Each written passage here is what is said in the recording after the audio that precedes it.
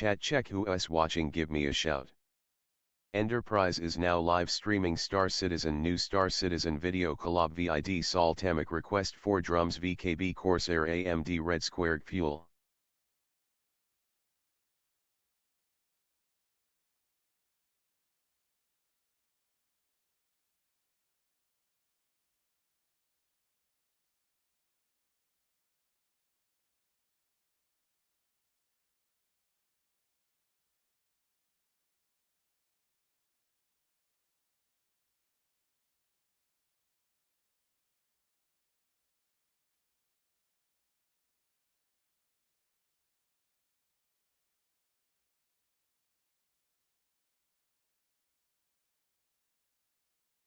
Good afternoon. Who? Hi.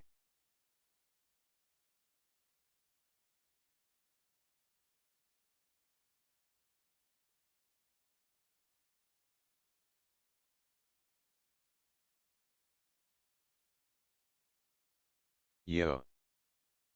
Afternoon Ender. Hello. Fry stream.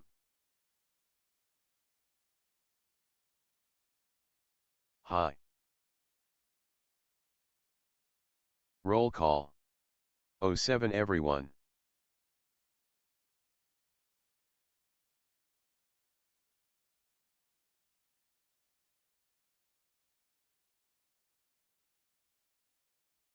Moist pine cones present.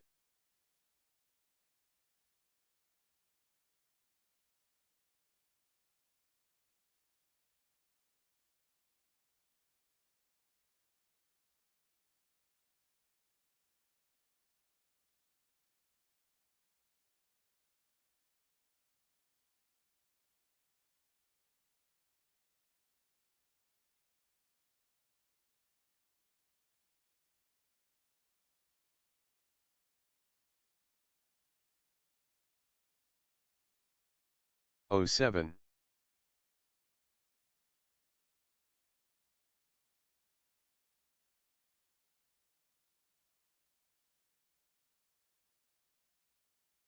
Gonna probably go back to sleep soon though for work.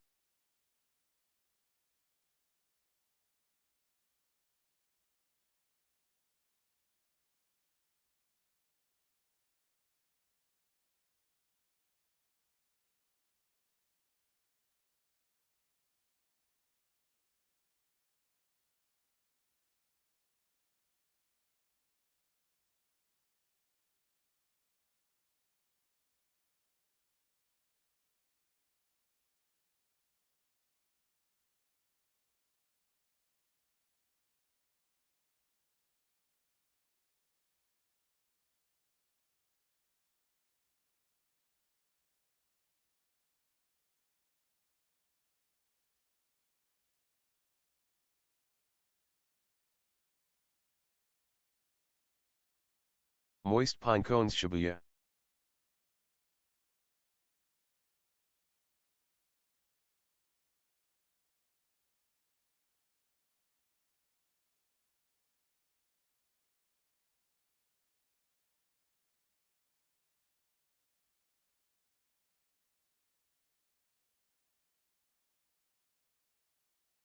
Oracle MSUI still good moves? Evening. It's Fry gotta get down on Fry.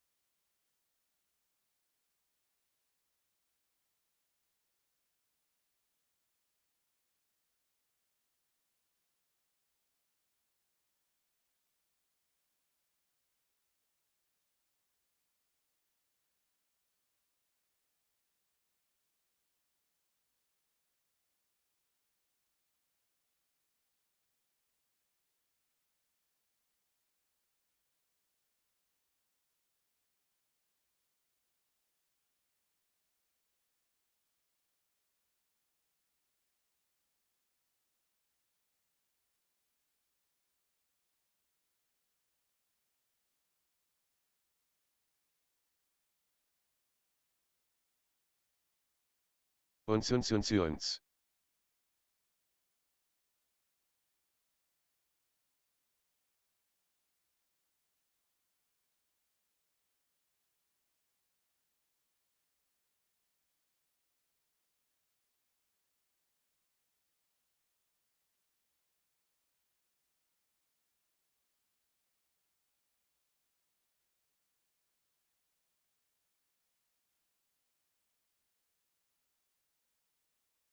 Meka leka hi meka hini ho.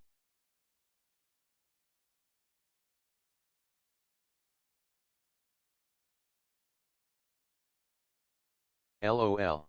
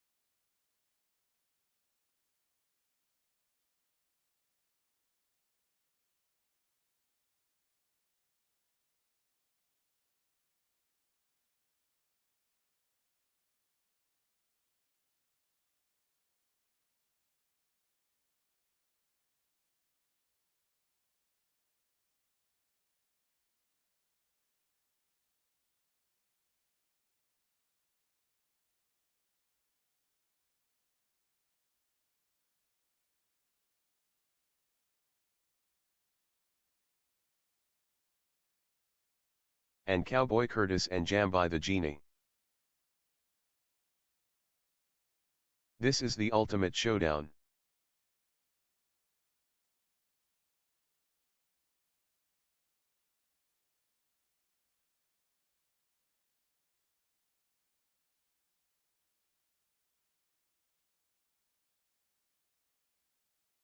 LOL.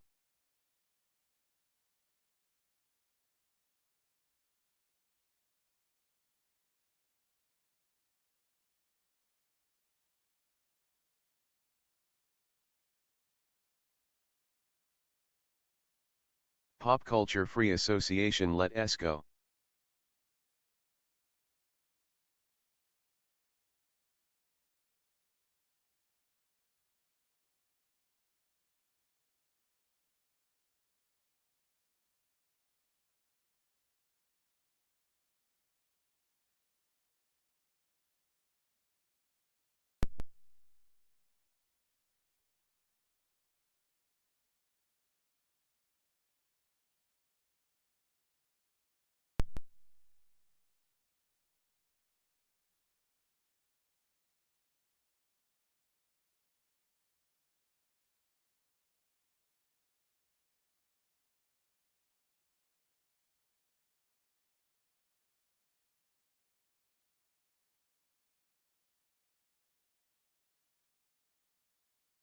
Okay, we're just about ready to go here.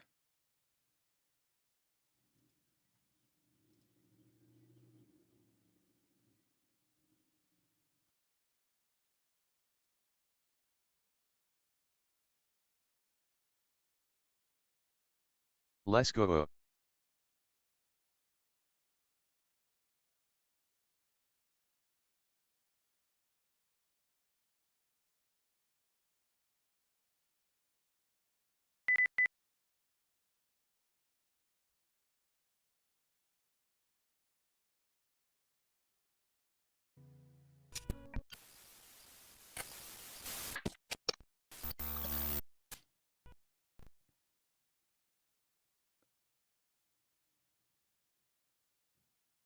Hey, everybody.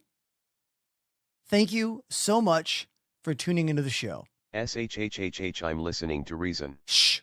Ender. Shh. Hey. It's my turn to talk. All right. You had your time. TTS is free reign in the starting soon. All right.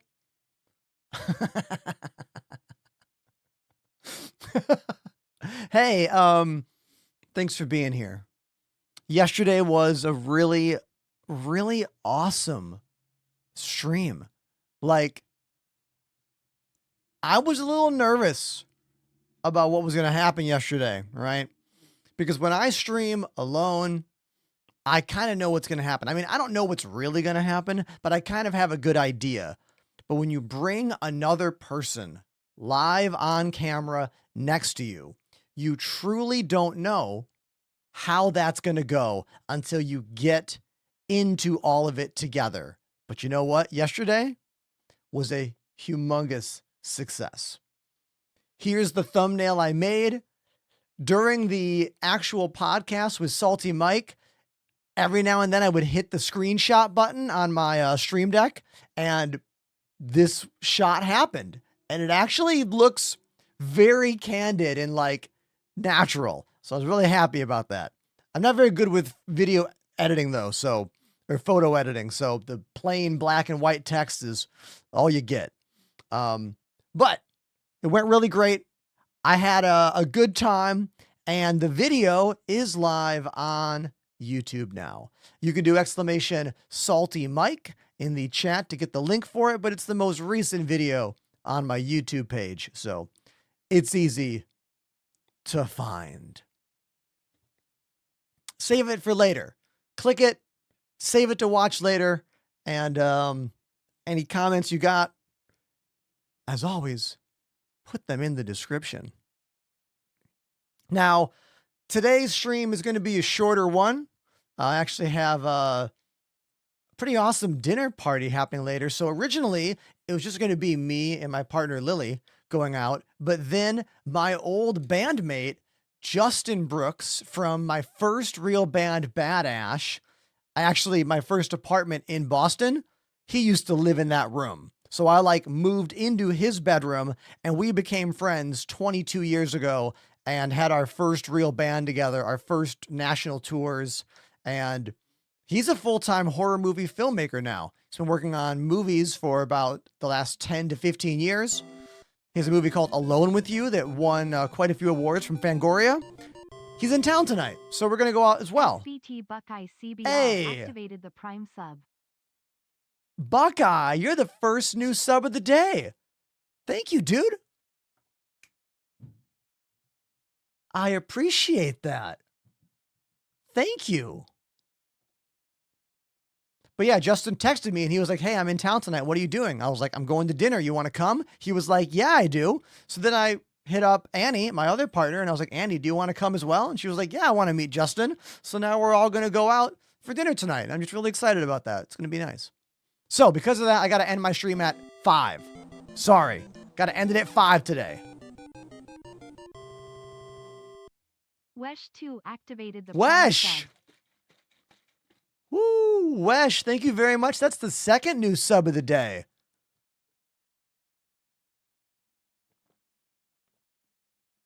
I went to the gym this morning. Today was a back day, but still the arms come into play in that situation.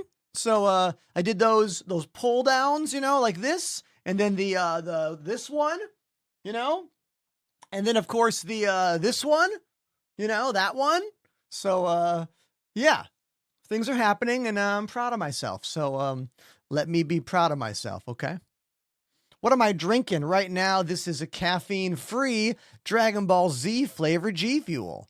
It's the DBZ hydration. Use code Enterprise on yours, obviously.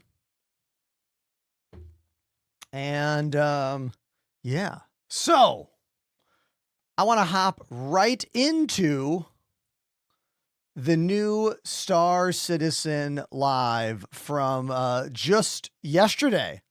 It's called Star Citizen Live Tech Talk with Benoit.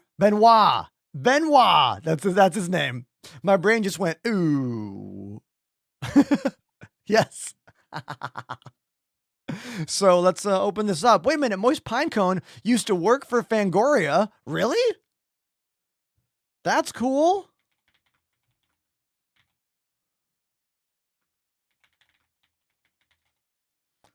Let's see. Yeah, so basically, hold on, let me find this for you.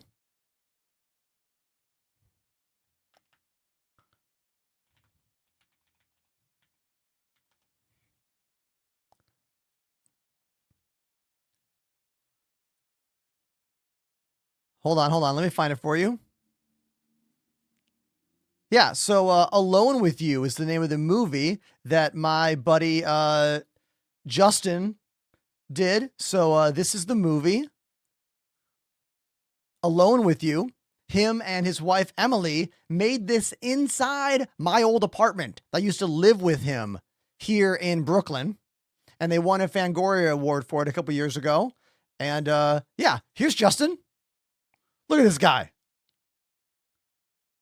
Look at this suave looking mofo. Yeah, it's like literally my best friend.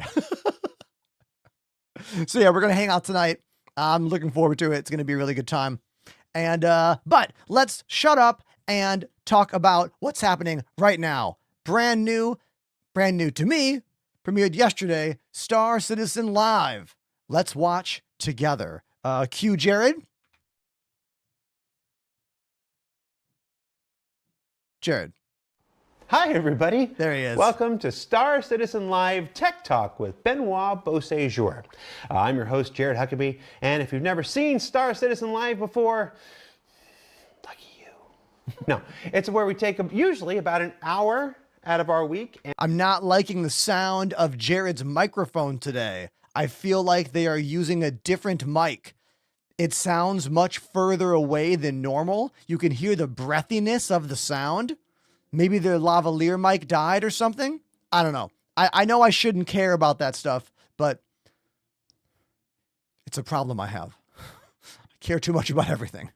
And we chat with developers on these special shows that we do with our good friend, Chief Technology. No, he's wearing the lav right here on his collar. Just sounds, maybe there's less stuff in the room right now, so it's more echoey. Whatever. Technology officer and all-around swell guy, Benoit Beauséjour.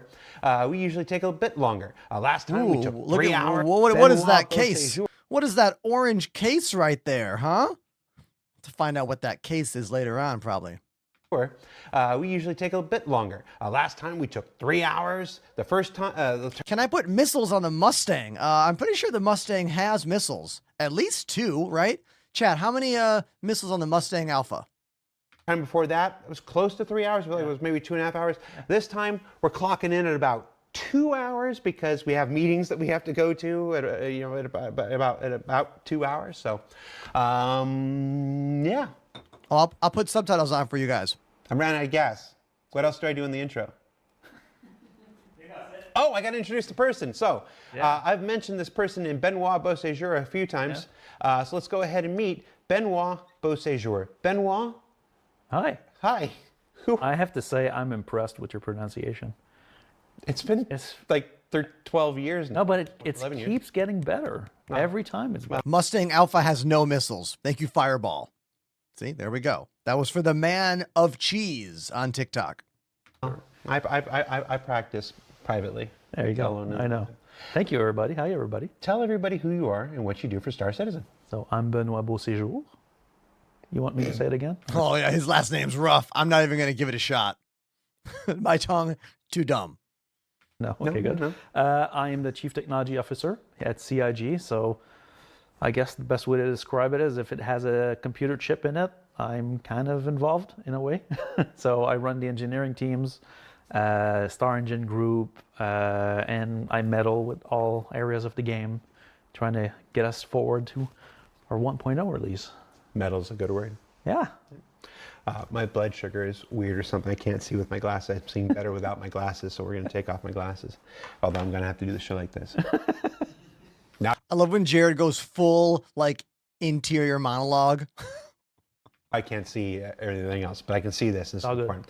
All right, so on these shows, on these special Tech Talk shows, I think we are going to cover a variety of topics. So these topics have all been discussed ahead of time. We worked out. Benoit, as involved as he is with so many aspects of the game, still needs to be afforded the opportunity to check in with other directors and get updates on what they're doing and everything, so that we can provide you the most up-to-date and accurate information. So this will be a show that's less about taking questions from the chat or from the community, and more about just a very candid conversation about the current state of the game, the development, where we've been, where we are, where. Okay, apparently that case, according to 02 Midland, is a Fisher-Price Constructs case that maybe they'll talk about during the episode. I'm not sure. Where should my camera go during this conversation? Maybe down here is better. I don't want to be in the way of either of them, like, speaking. I'll try this. We're going, that stuff like that. So I've divided the show up at this point into sort of three things. I'd switch teams for Benoit.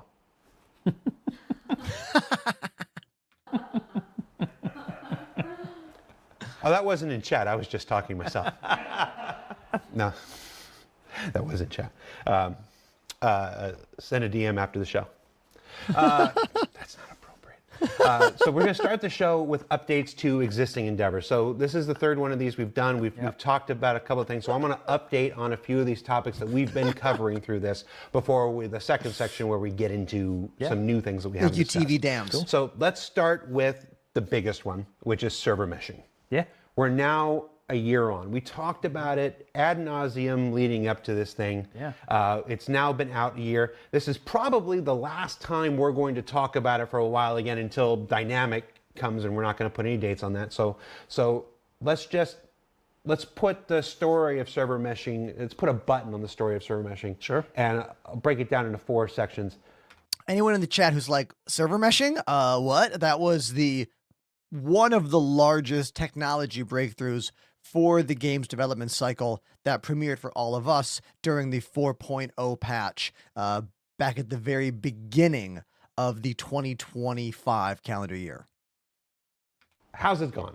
How's this last year been? Well, so like if I recap, like almost same date last year. Almost, yeah. Was when we actually launched 4.0 and server meshing actually went to the live environment. And so, yeah, it's kind of the 1 year anniversary of the tech being available for all players. It's been surprisingly solid. I like to say that this way because it's a very large system, but it has given us just good foundation for what we had to do last year in terms of the content drive that we've pushed forward, the performance improvements that we wanted to deploy. It was like we were expecting a lot more turbulence with the release of server meshing than we've had in a year. It's been a very, very stable system overall. And so I would say, like, if I look back at the year, obviously there's always problems, with new technologies, but the server meshing itself has been very, very, very solid for us. Okay. So in the, quite frankly, years leading up to it, talking about it, it began to get this mythology that it was going to be this silver bullet, that it was going to be this one-stop fix that was going to fix so many issues. It didn't fix every issue in the world. It was never going to fix every issue. But I want to talk about what it has enabled for us in this last year. Yeah. So what are some of the benefits that we can draw a direct line from server meshing that we've experienced in the last year? Well, like if you walk back to the Star Citizen experience before 4.0, so before server meshing got introduced, a server crashing, that was the end of your session, right? You would lose your ship, you would lose your cargo, everything would disappear. You'd have to reconnect, restart the client. Oh, yep. Start We over, all know that right? sucked. Anybody who's lived through the first years of development of the project know how intense this was, right? And so the first thing that server meshing brought us is server recovery. And so because of the fact that the replication is separated from the simulation.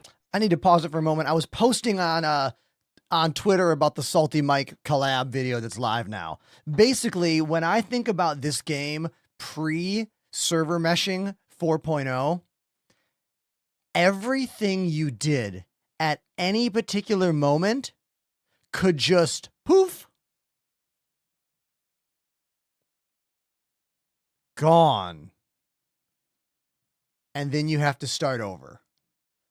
So I basically never did any hauling unless it was a test, any mining unless it was a test, or really anything that had stakes or took time to set up. Because if it took time to set up an event or a thing and you got the 30K server crash, gone, start over. I particularly remember New Year's Eve in 2021, the first full year I was streaming this game. I did a New Year's Eve stream with my partner Lily on camera with us, and we were collaborating with Nargo and the Walkers of Sigma to have a New Year's Eve party. And what we did is we set up a whole bunch of big ships in one place, and we were going to destroy, self-destruct all the ships at the same time as a fireworks celebration. So we spent a bunch of time, his org, me, setting up all these ships. It probably took like an hour or more. And then right before midnight, when we could hit the self-destruct and have our celebration, guess what happened? A 30K server crash. So we had to just abandon that whole plan. And we ended up just all meeting up on an 890 jump to fly around and talk and hang out. But it was like, you know what I mean, right? You can feel that. At least I hope you can. The interrupters, she's kerosene. Oh, everybody, we pause this watching of Star Citizen Live for the first drum donation of the day. T. Sam Eagle wants the interrupters, she's kerosene. All right, dude, let's do it.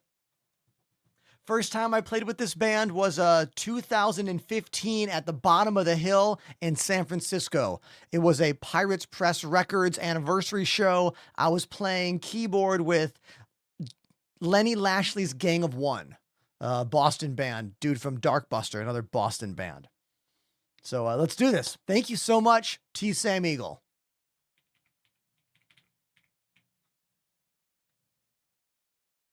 All right.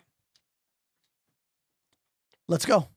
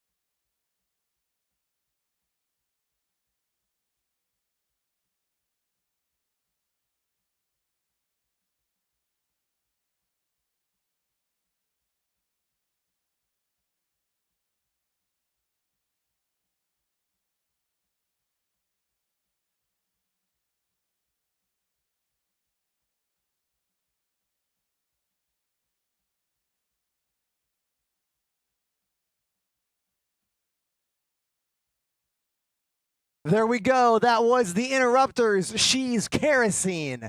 The first song of the day. And while I was drumming, we got a brand new sub. Dark Sharks. Thank you very much for the subscription. That is why this is my job. The subscribers and the ones who donate. You're the ones that make this a job for me. Thank you so much. I can already tell it's going to be a bit lighter of a day with just watching Inside Star Citizen, but you know what? That's fine. I'm happy to be here. And whoa, everybody! T. Sam Eagle just dropped their second $20 drum donation. Are you kidding? Dude, come on. Thank you. This time they want My Friends Over You by Newfound Glory, one of my all-time favorite pop punk bands. I haven't seen Newfound Glory in concert since the year 2002. But they're going to be in New York City this summer playing with Yellow Card. I'm pretty sure it's an event in Central Park, and I'm going. I'm going to be there. There is no way I'm not going to be there. I need to buy tickets soon. Thank you for reminding me with this donation. All right. Newfound Glory. Cyrus Baluki is the name of the drummer. One of my favorite drummers. Actually, I used to play his signature drumsticks by Vader, the Cyrus Baluki sticks, and they were so popular that Vader then made the Extreme Design 5B based on Cyrus Baluki's drumstick. And now I play the Vic Firth version of that, the Extreme 5B. So that's some more connection to me and Newfound Glory's drummer. All right, here we go. My Friends Over You. Thank you, T. Sam Eagle. Let's do it.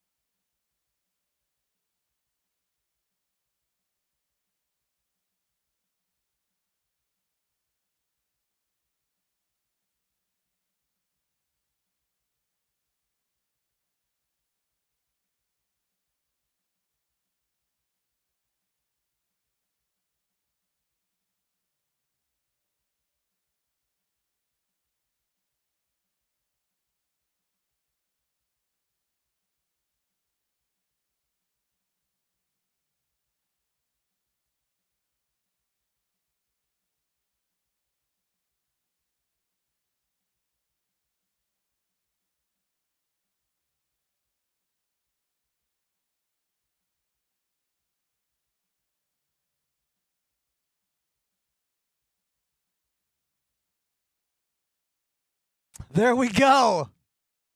I haven't played that song in a long time. Like a long, long time. I hope I did all right. Thank you, T. Sam Eagle, for your second $20 song donation of the day. Thank you.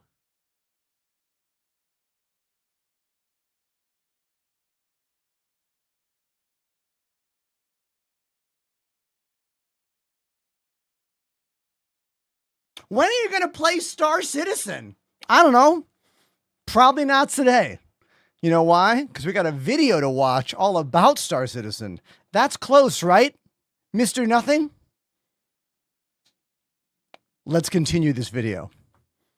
And so, because of the fact that the replication is separated from the simulation, when a game server crashes, which is where most of the We're talking about risk 30Ks and how 30Ks are gone now. That was the old server error prior to version 4.0.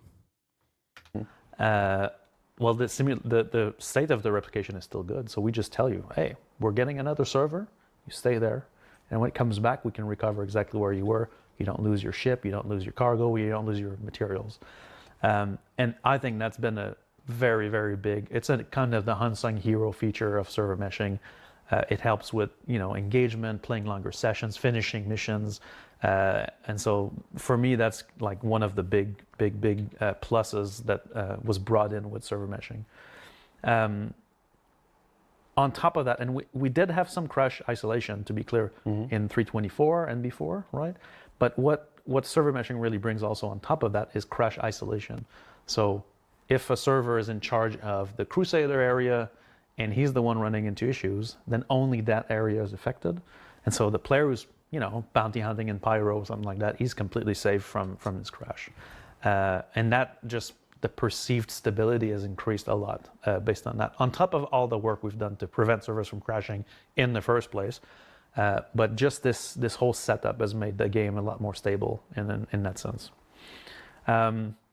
I mean, the game is a game that we can play now. Like prior to version 4.0 and prior to this 30K protection and server meshing, playing the game was considerably more difficult. Considerably. I think most of us know this. Most of us are longtime backers and players of the game. But yeah.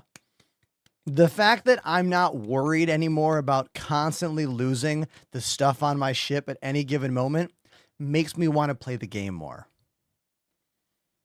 So that's just the kind of meat and potatoes of what meshing has brought us. But the key bit it brought us also is much larger player counts. And so yeah, larger player counts because more people want to play now, but also the servers can allow for significantly more. Prior to what server meshing, hey chat, what was our maximum number of players in one server? I remember it being like 50 and then 100. And then was there a time where it was 200 or did it go right to 500-600? I'm trying to remember. Tom Goat says 100 back before server meshing. Oh, they went from 100 to 600? That's what I remember as well. Also, welcome back to the chat, Tom. We used to be limited to 100 players per server with the whole universe to simulate. Now we've got a series of servers simulating the universe. And so we oscillate between caps of 600, 700, 800. We're still experimenting going higher with this, depending on multiple factors that cap changes. I'm such an idiot streamer. I pause and ask a question and then I unpause and he answers the question. I'm so dumb. The moment, but just the fact of having more players in the same shard means you can have an event where 200 people show up at one area. Surprisingly enough, we've also discovered things through this, that sometimes game servers actually perform better with more players in one area than one server simulating the whole universe would, because he has less entities streamed in, and now it's all about updating the components in that area. So we've seen certain events, because players always find a way to, organize something that should be a problem. But there was a 400 player party in one of the bars on New Babbage, and we looked at the server performance through that, and it was actually very, very decent. And so we expected a full meltdown, but it was actually good. And that enables that experience, right? Obviously, there's a million other problems to solve for this to be a really good experience, but from a server meshing point of view, that was a big win. You've got a 500-player meetup coming. I just saw something. I know, it's like that becomes a kind of common thing, and we love it because that's exactly what the tech is meant to enable. And then obviously the two other things that meshing has brought us this year is 2 new solar systems. Yep. And so for years we had been Can we really say there are 2 new solar systems in Star Citizen when one has over a dozen moons and planets to go to, and the other one is a huge empty void with 1 asteroid station in it?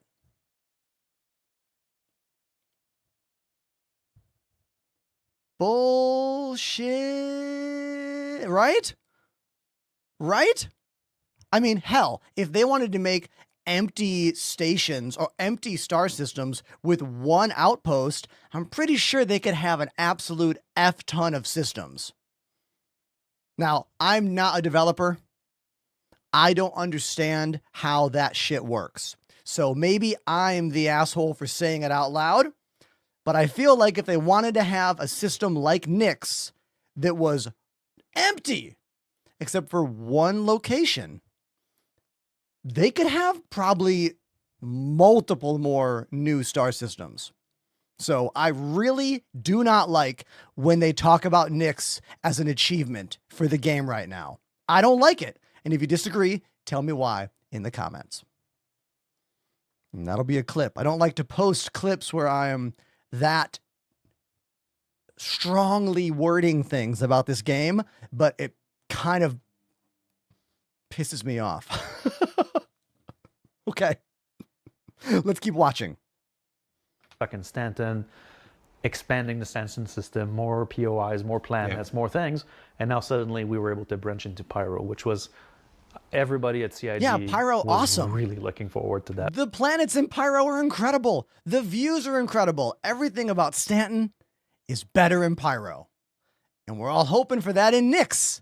But instead, we got the empty nothingness that is Nyx.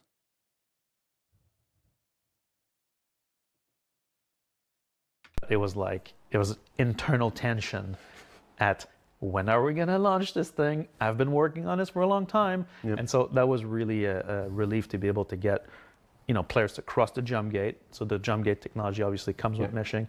And so expanding into 2 systems in 1 year. Being able to add Pyro in January. The tech preview was...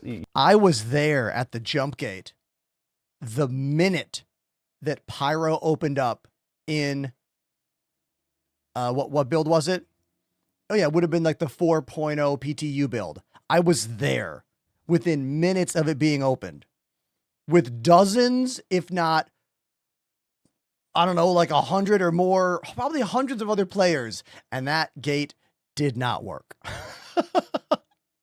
We were all sitting there in huge ships. There was like easily a dozen Polaris ships in front of me because that ship had just come out and that gate was not opening. Like, not at all. Everyone on stream was so excited. We were all so excited and it just wasn't working. But then it did work the next day. And that clip was my first ever 1 million viewed TikTok video. It's still my only TikTok video to hit 1 million views without any kind of sponsor boosting. So it's the one pinned at the top of my channel. So people were excited. That's why I got so many views. December the year before, but it went live in January, and then Nyx goes live in November. Yes. Same year. It's this the most common question. We've been doing this for a long time now.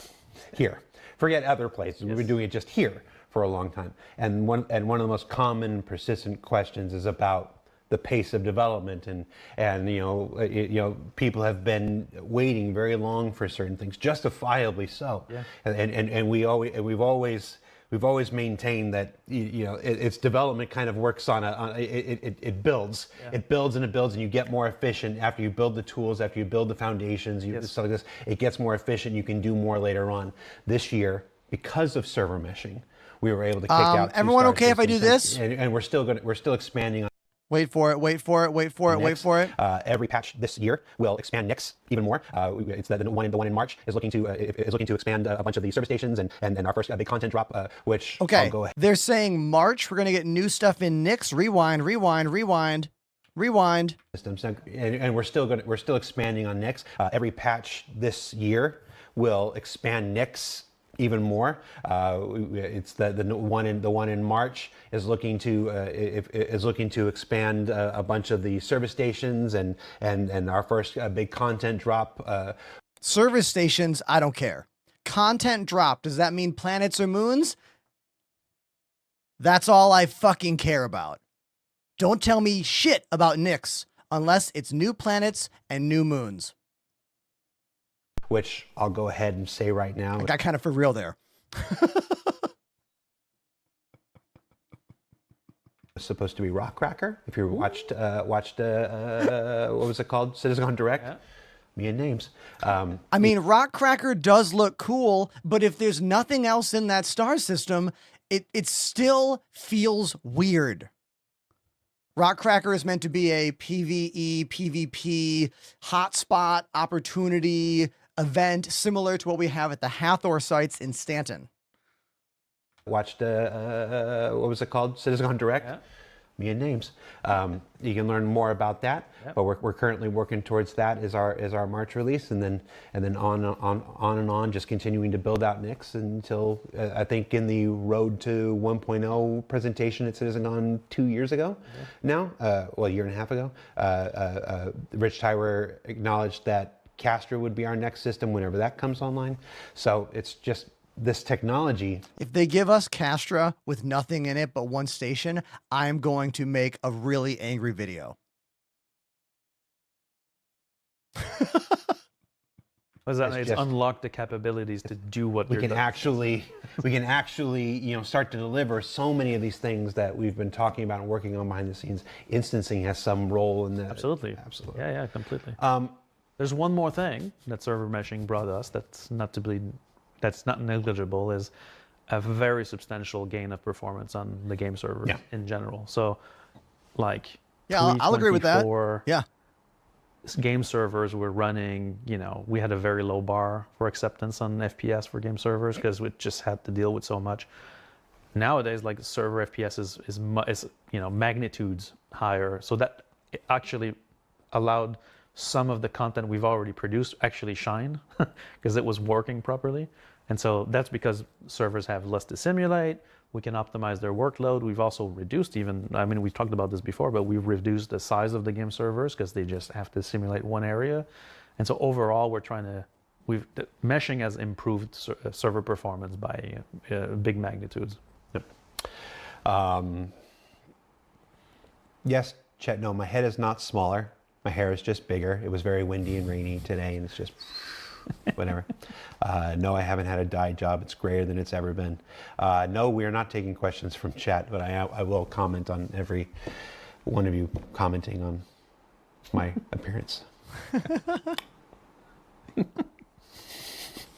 The joys of being on camera and having people talk to you who are never on camera. So that's static server meshing. We know the next big stage of server meshing is dynamic. I understand, Jared. I do. What can you tell us, if anything, about that? Well, so the dynamism in the mesh, Dynamism? right? Dynamism, I guess. Mm. So we're running out of words internally to define what the next step of server meshing is. Currently, we're working on quasi-dynamic server meshing, which is we're trying to iterate on the static mesh, right, to bring it so that if an area is empty, right, and nobody's there, we can spin down a server. And if people go to that area, we can spin up a server. Oh, interesting. To achieve all this, all of the mechanics required for a full dynamic mesh need to be there. So like mass authority transfer between servers, because when a server goes out and it has X amount of entities that it currently has authority over, to give all those it needs to give that server to another one, and that obviously you don't want that process to lock up the parent server. So that whole mechanism is what we're working on at the moment. In fact, we've done over the break, the team has actually reached a milestone. We were able to run with our internal testers a test of quasi-dynamic server meshing internally. So that's good. I mean, it's the first test, so, you know, it's a bit rough, but it basically requested, I think, 200 servers to run the mesh. That was a little bit of a but yeah, our ops teams, Ahmed specifically, I got a call from Ahmed immediately. But anyway, So That is really cool, what they just explained. Having the ability to shut down a server for a particular area if no players are there to save on resources and then boot it up when people are there. That's really cool. It makes me think of optimization in games when like they don't render what you can't see at that moment. That's cool. Very exciting. So wait, so you've been calling it quasi-dynamic, and I've been trying to workshop a new name for you, and I've just got just a little bit of dynamism. But so you did your first test of this quasi-dynamic, like a server. You try to determine how much you need, and the first thing it did was ask for 200 more servers. yeah, exactly. Well, Yeah, you know, AI. a little bug in the assignment system, but that sounds like human nature. correct. So that's what we're working on right now. That's the next step towards the full dynamic mesh, right? Alex on YouTube talking about the ability for motion sim rigs. Yeah, so they're going to talk about it later, but they are working on a kind of API that can go back and forth between controllers and devices and the game, so they'll understand the state at hand. So like if you have a joystick that has a button that is red when engines are off and green engines are on, the game can tell the joystick when engines are on or off. So the color on your joystick will always be correct based on the status of your ship, which is some exciting stuff that has lots of potential across so many kinds of controllers and joysticks and keyboards that have stream decks. Like there's a lot with this API that could happen in the future. It's pretty exciting. Obviously, the goal with the dynamic mesh, just to recap it, is that instead of having a subdivision that we pre-make in advance, like currently, every patch we look at the territory assignment, is what we call it, of like what's coming. Like, oh, we have an event at this place, and you know most players are going to go to this system, and so we adjust the mesh, right? And sometimes we get it wrong, and it's a very manually intensive process, and we don't want to keep doing that. So the goal with the dynamic mesh is to be able to just adapt to where the players are, the cost of the location they're in, to be able to provision compute dynamically up and down. So there's also the unfortunate cost equation in this, right? The current static mesh will always provision a server for every territory that's configured, and so there's a little bit of savings we can go and get there. Question about the Corsair keyboard on TikTok. It is not wireless. The Galleon 100 is a wired keyboard with pass-through. No wireless option. The wireless part is the mouse, the Saber, that we gave away yesterday. The winner has been notified. Let's see if they get back to me today.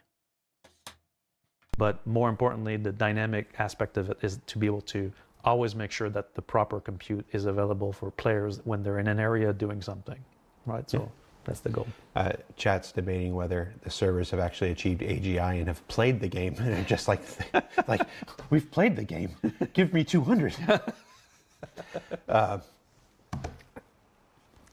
So that's server meshing. Yeah. Last year, last year was coined as the year of playability. Mm-hmm. Yeah. Look at his face right there. The year of playability. Let it live on in infamy for its playability. Compared to 2020, 2021, yeah. But let's see what they have to say about this.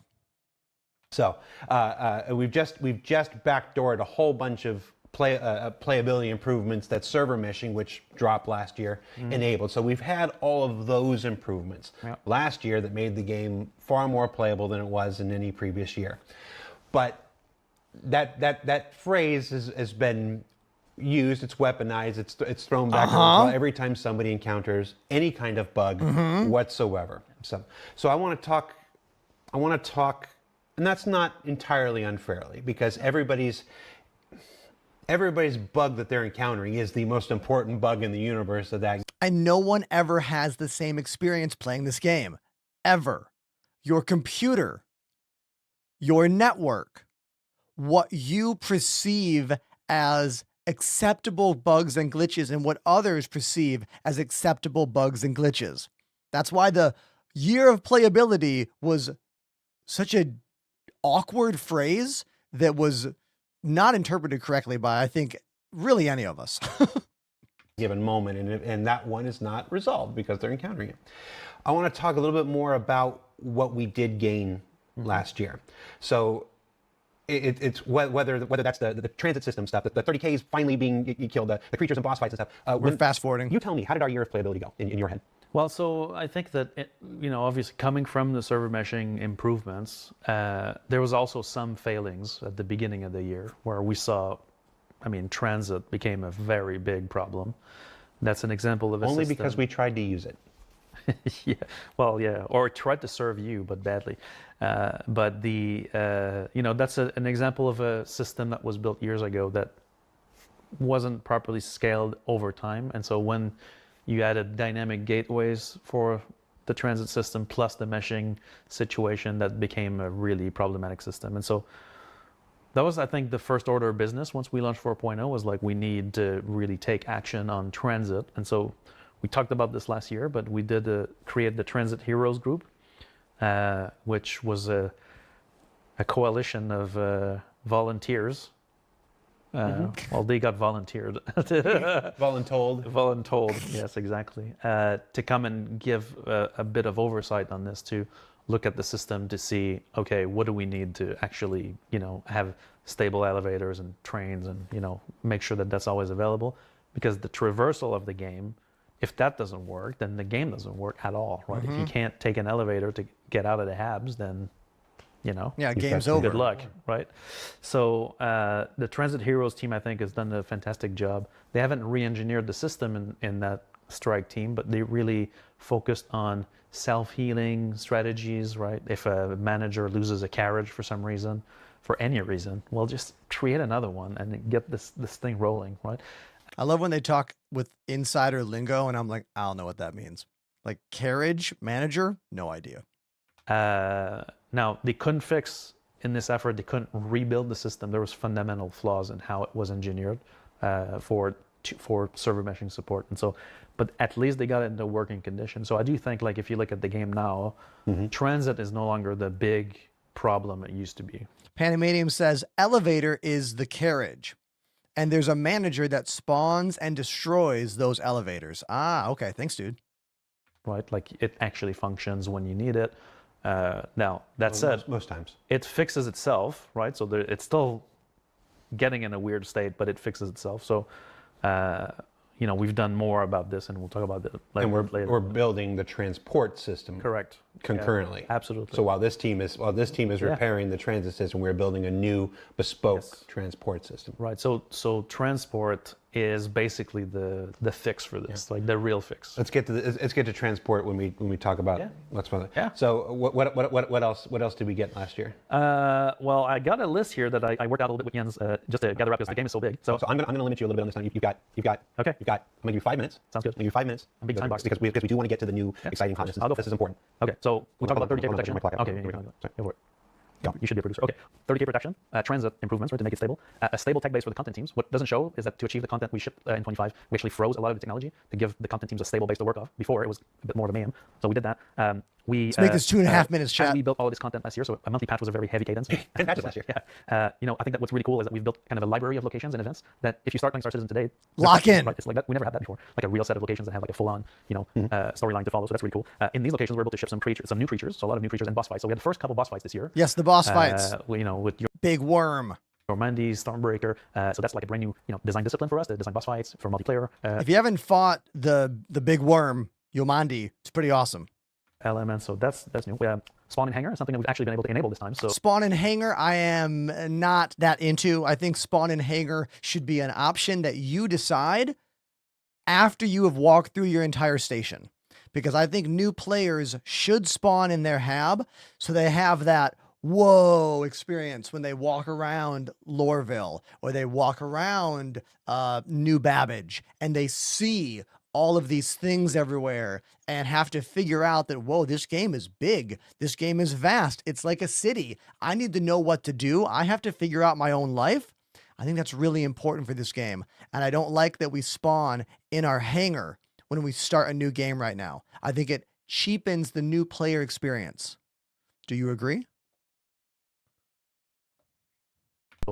we tried to enable it in end of 24, and that was a bit of a disaster. 25 now, spawning hangar is there, so if your hangar is available, you spawn directly there. That's actually a very large quality of life improvement. I play the game a lot. It's, not having to go to the habs is fantastic.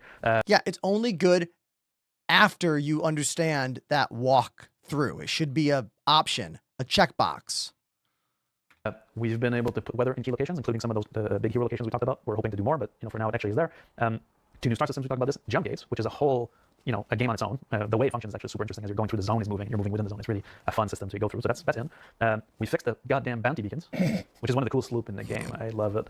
And that was obviously not working. So now we've actually got them to work again, which is a big win. Quantum interdiction was in the same bag, where now with a server mesh, having proper interdiction was kind of difficult. So restoring it was an interesting one. We had to actually build systems to allow that because not every server has a view of the entire shard anymore. And I still want Star Citizen to give us a interdiction event like we have in Elite Dangerous. How many of you have been super cruising in Elite Dangerous and boom, you get interdiction and all those lights come in around you and all of a sudden you're like steering and trying to get out of the interdiction and it's like a game, a video game, We need that. The way that we just get pulled out of Quantum like this and we're like, what the hell happened? And then sometimes enemies don't even spawn next to you. You're like, is this a weird glitch? It just doesn't feel like an event. It feels like a flaw. It feels like a problem and not a feature. So if CIG wants to make interdiction a feature, they need to gamify it for us, the players. Look at Elite Dangerous. They did a good job. Just copy them. David Braben won't mind. Just copy the shit out of what he did. It's fine. We'll love it. Right? Yeah. So in order to interdict cross-server, you needed to have a special tech to do that. That fixed also quantum linking. Now, routing is still... Yeah. There's still issues. Routing! Routing is still effed up as all hell.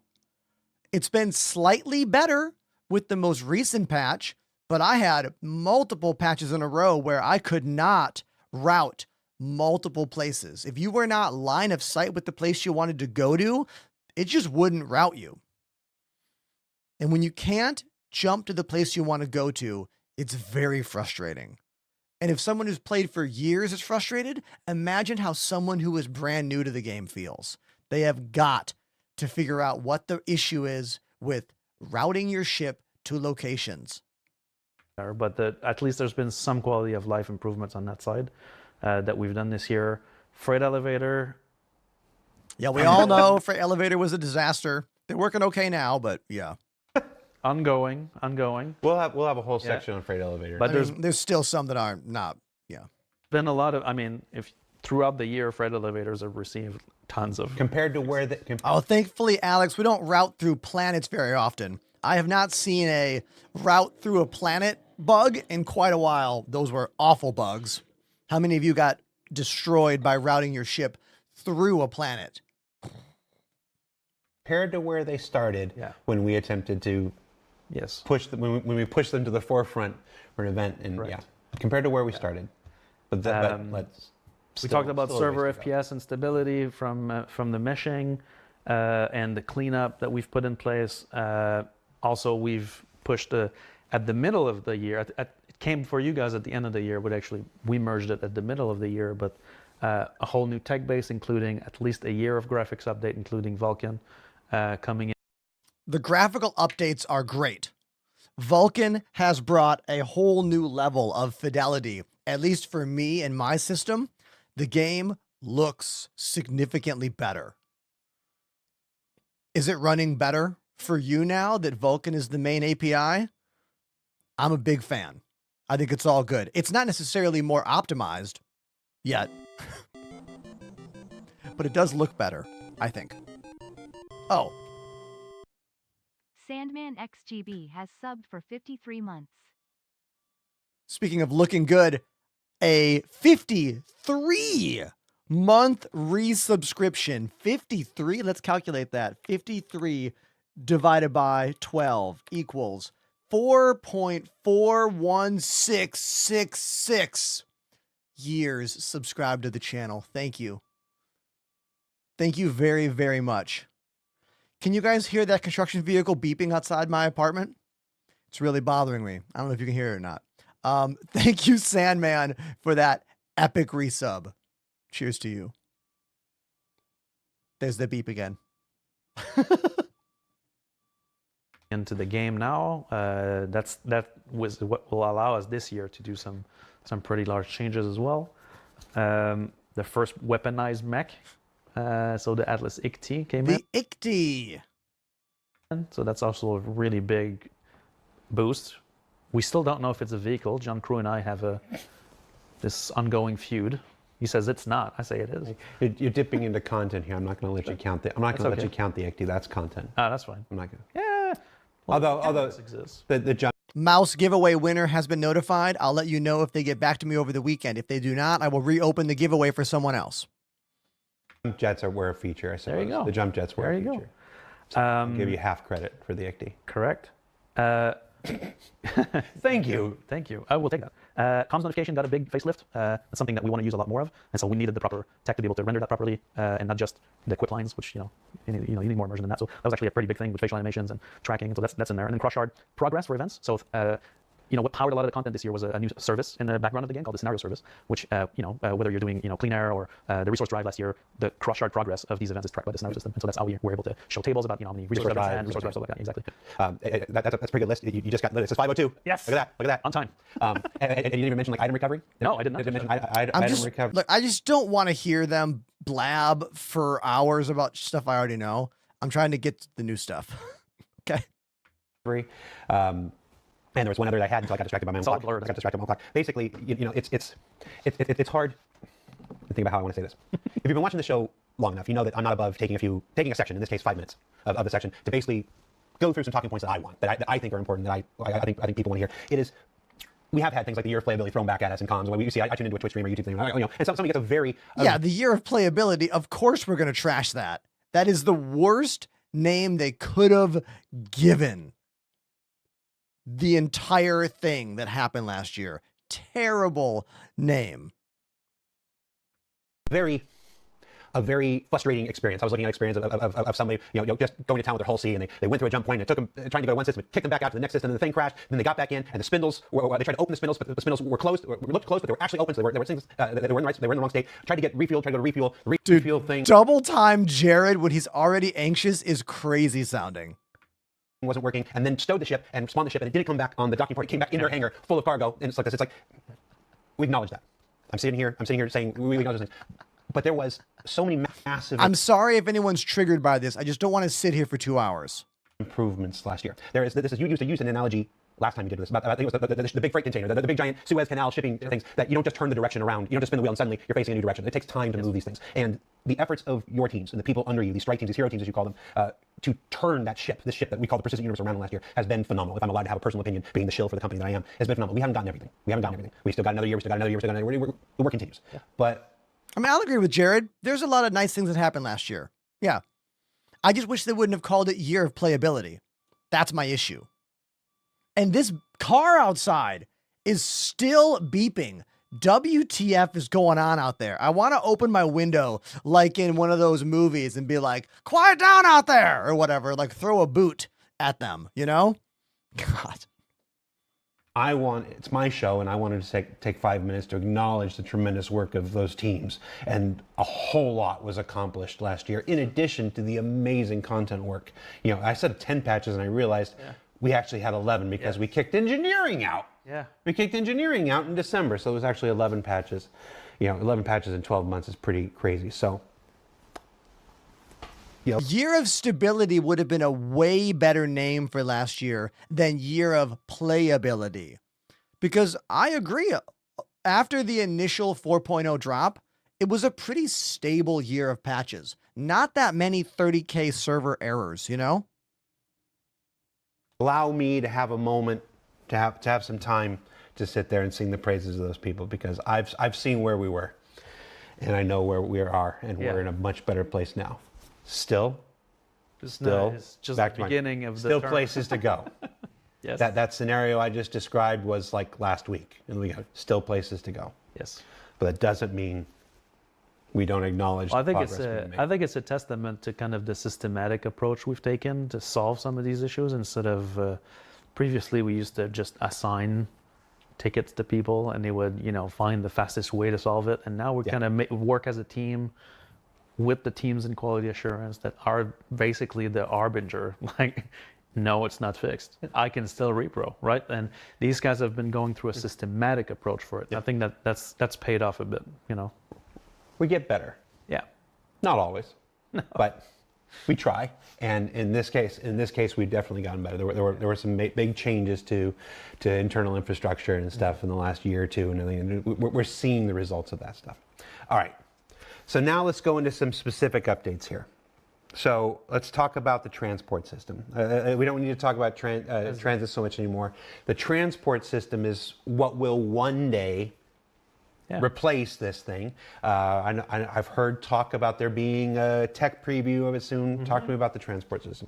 Well, so transit was problematic, wasn't designed for server meshing. And so transport is a complete rebuild of the transit system, but using more server meshing native approaches for how different pieces are going to manage elements that are streamed out and streamed in. We're also moving away from some previous misconceptions that were put into the transit system. For example, one of them was responsible for trains going into space. We don't want trains to go into space. So You might not. yeah, well, I mean, unless we do a space elevator. Astro train. Yeah, Astro train would be great. So the state of transport, right? So at the end of last year. Sorry, I'm going to pause. What's included in transport? So what? What are we talking about? So Elevators? transit and transport manage elevators, in-ship elevators, trains, anything that has to move when you press a button and you call it. So it's a network of carriage, peripheral, and gateway. Okay. Right. So you take an elevator to go to your hangar. That's transit. You take a tram. Anything that's automated, anything that moves you not under your control. Right. And he's the one moving the carriages, right? Okay. So he needs to deal with carriages being streamed out, like prediction for that stuff. So so transport is a rebuild of the original transit, which has been, as we talked about, problematic. So the state on transport is, at this point, we are, it's... Everybody, I need to pause this for a moment because I just got an email, or rather a message, about a possible new promotion. So you know how I've been playing Star Citizen using the Galleon 100 keyboard for the past week? It's been really cool. It's been very exciting. I've never used a keyboard before. And I was saying the other day that I wanted to do the same thing using a gamepad to learn what it's like to play this game with a handheld controller. Well, guess what opportunity has just walked into my Discord? A possible collaboration with Scuff video game controllers. I need you in the chat to tell me which color of these controllers I should request. Which one do we like the most from these choices right here? Which one do we think will pop the best on camera? I think Envision Black is too, like, flat. I think this one, Envision. Oh, wait, that's not available. The Envision is not available here. Looks, I could do light gray. I can do the Warzone. I can do the green, the black. Which ones do we like? I could do this one, the Teep. I kind of like the Teep one quite a bit. I don't think the Envision Pro Aragon. Oh, it is. I like this one. This is the one I like. Let's open up some of these. Let's open them up. I think I like one of these. I think this one might look the best on my camera. The green is okay. What are we thinking here? Magic School Bus likes the Pro Blue. Yeah, the Pro Blue. I don't think this one. No. I think either this one or this one or this one. I think that's going to be too shiny. It might be too shiny on my cam. It might like reflect too much light here. So I think I'm going to ask for this one. I'm going to ask for that one. Yeah. I have to pick two.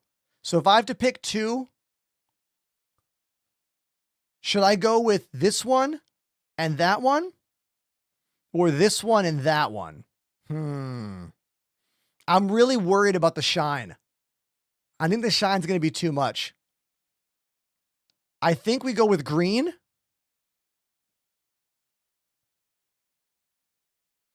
Green or gray? Yeah, green or gray. Gray gives a bit of Nintendo vibes, you know? And the green gives kind of Master Chief Halo vibes. Yeah, green better. Okay, I'll go with green. Thank you so much, everybody. I want this one. Okay, we can keep watching while I fill out this form. Thank you very much for letting me talk about this moment. I'll let you know when I hear back from Scuff if this becomes a thing, and we'll go from there, all right? Rewind for context. Your control. Right. And he's the one moving the carriages, right? Okay. So he needs to deal with carriages being streamed out, you know, like prediction for that stuff. So so transport is a rebuild of the original transit, which has been, as we talked about, problematic. So the state on transport is at this point, we are, you know, it's functional. So we've, the team at the end of last year actually completed the first transport link, which was we tested this internally with our QA teams extensively at this point, all of the new Babbage Habs links. So we took one link in the universe, that one, and we tested the crap out of it. Right now, that's a static link. So it's going, this. When I say static, it means the 2 points that the elevator goes to exist. Okay. They always exist. So we know that works. Then the state at the moment is we also support hangars. So these are dynamic gateways, because if you're online and you're at the location, your hangar is spawned there. That's a dynamic gateway. If you leave, that gateway disappears. So the system needs to deal with dynamic gateways. The previous system did not. Kinda did. And the kinda bit was the piece that wasn't great. Okay. And so we've got internally at the moment, new Babbage, we've got hangars and habs. So the state of transport now is the team is working at converting all of Area 18. So we're talking habs, hangars, transit trains, all of Area 18 to the transport system. So we're going to go to tech preview with that. That's our plan. And the reason why we need to go to tech preview is because we need players. We've tested this internally. We can't muster as much players as we want. So we're going to try to see if you guys want to come and help us out, test the new Babbage Transit for real. on a tech preview to validate all the assumptions that are in the system. So we're going to launch a tech preview and ask people to just come and ride the elevators. Correct. Come and ride the trams. And their hangars. And their hangars. Yes. And hope nobody dies. No trains in space, no doors opening to Okay, so here's the deal. I was filling out the form about that scuff controller for the past few minutes. I didn't listen to anything they just said. If they said anything that I really, really need to know, tell me. Otherwise, we just keep watching. nothingness. That'd be great. No passing through the... Murky, this is the Corsair Galleon 100 keyboard. It's amazing. It came out last week. If you need a Stream Deck and a keyboard, there's literally no other choice in the world for you. Use my link, !Corsair, over on the Purple app to get my Corsair affiliate situation. The floors in the carriages. The single most exciting tech preview will... They said Ender gets a Javelin for free. I mean, with how much work I've done for this game and advertising it, they should give me a Javelin. But that's a different conversation for a different time. Ever do. But incredibly important because Hey, it's a tech preview that doesn't just affect Area 18. It's one that can literally affect quality of life in every single landing zone on board every single spaceship. That has an elevator. Ships that have elevators and stuff. Well, then space stations. It's going to be this little thing for Area 18, but it ripples out to everything. Yeah. And so after a tech preview, if everything is validated, there's one thing too we want to try to avoid is the train prediction taking like you in 32 seconds to come in, where the train says train arrives in 1,060,000, which obviously we hope that. I just thought it was a metaphor for the project. When they're talking about trains and fixing trains, I have one thing to say, and that is bring back train surfing.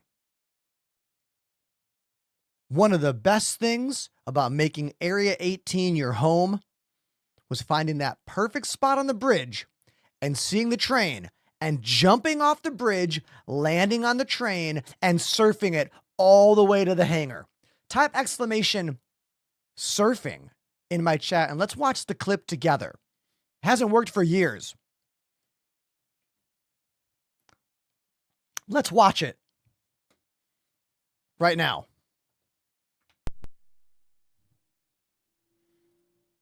Where's the audio? Oh. There we go. Hold on. Wait. I'm on the bridge. There's the train. There we go. There it is. Yes. Yeah. Here we go. Tunes up. Why ride inside the train when you can ride on top of the train? Right? Isn't this just way better? Yeah. Yeah, it is.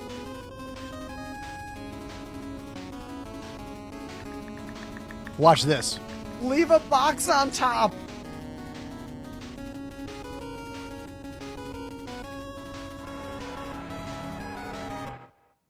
No!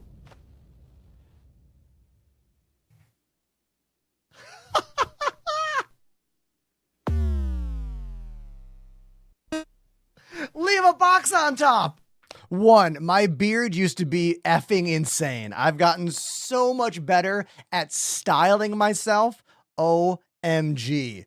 The 2022 to 2026 style timeline? Huh. But riding the train, yes, it used to be a thing we could do in the game. Now, the true comedy of what happens here is that when I leave a box on top of the train, what happens is in that moment that I take the outfit off, my character kind of leaps a little bit right here. Oh, no. I leap just a little bit, and that little bit of leap causes me to fall right off the train. Whoop. Just like that. Yeah. Right there. So, yeah, leave a box on top. So there you go. We used to be able to do that. They took that away when they added some kind of event at Area 18. Like, Intergalactic Aerospace Expo, when they added that expo hall, they had to change the routes the train took, and the train no longer went underneath that little bridge. Now, I don't know if CIG did that on purpose to stop us from doing that, or if it was just a happy accident. Either way, I miss it. It was fun. I want that to come back. Am I allowed to say I want that again. All right. that? At this point, you are. Gotta love the free licensed chip tunes. Yeah, exactly. Capcom is not going to copy strike me for that music, thankfully. So after tech preview, we're gonna scale this out to every landing zone, and we're gonna see which patch this will load in. But at that point, we hope to bring transport in and completely deprecate the transit system from the game and nuke it from orbit. Cool. Yeah. And that's next week? We don't give dates. Fast forward. Best effort, but it's looking good. Like this tech preview is going to be where we're going to evaluate really like where we're at with scale. Because the issues of transit typically come up with scale most of the time. Fair enough. I told you we get back to freight elevators. Yeah. So what can you tell me about freight elevators and what still needs to happen? Sure. So the freight elevators are way more complicated than we can imagine because they get affected by other systems like hangars, like planetary locations. There's also multiple flavors of them, top loading, side loading, and they all operate very differently. So this year, we've had issues at the beginning of the year, clearly, with the freight elevators, like losing items, obstruction, block. Oh, yeah, issues. We couldn't even do the mission. What was that event called? What was that event called where they wanted us to all use the elevators and they didn't work? Blocking them from functioning. Recently, the beginning of that really came to a head in July. Yeah. Where we had even an event that would rely on them, which was, in retrospect, Resource drive. Thank you. Well, we knew there was a collection of issues, but we also all of our data said they were only Localized. localized. It wasn't until we went to scale. That's right. That we realized, oh, this is actually even worse than we thought. Right. There's also coupled to a couple of things, and for that event specifically, which was, we concentrated missions in key locations. That's one thing that has been in our discussions all year was how we distribute missions, right? How we, if we launch a new mission tomorrow morning and we send everybody to the same spot, that is problematic. Not just because it's not fun, because it's a traffic jam, but also causes other issues. And so that we learned a lot from that on the design side. I promise I won't fast forward this whole thing. I just, this is all refresh. Overall, but so freight elevators though, so we're pretty happy with some of the core mechanics, but there's still very egregious issues that we're tracking. So there's roughly 73 total issues that we know about. 51 of those have been resolved. So I've asked one of our teams, our Nathaniel Fisher, resident expert in freight elevators, to track that. So the rest of these issues some of them are really problematic. One of them we actually discussed, you and I, just before the show was Please fast forward them all. how if you're turning in wicklow items, you have to be able to put things in a box. You have to be able to put things in a box. Correct. And so you have to be able to put things in a box and have it suck up that box. Yes, I agree, 100%. And so that's going to be one of the first ones I think we need to look at. The other one is a bit more problematic because we don't have a proper repro for, but sometimes there are lost items that fail if there's like a back-end slowdown. Yes, when you put an item on the elevator and it does not actually save that item. Is that what they're talking about? That's happened to me. Things get stowed. So we have a couple reports for this. Not many, but the ones that we have are critical. And so, this is a kind of a rule we've set on the CGP team. So Jens and I are pushing this to everybody. It's like, the golden rule for everything related to freight elevators or anything that touches inventory is a player should never lose an item interacting with these systems, right? We need trust in them 100%. Yeah, duh. And so that's why we're tracing on those issues. So there's still a lot more work required on freight elevators for different edge cases.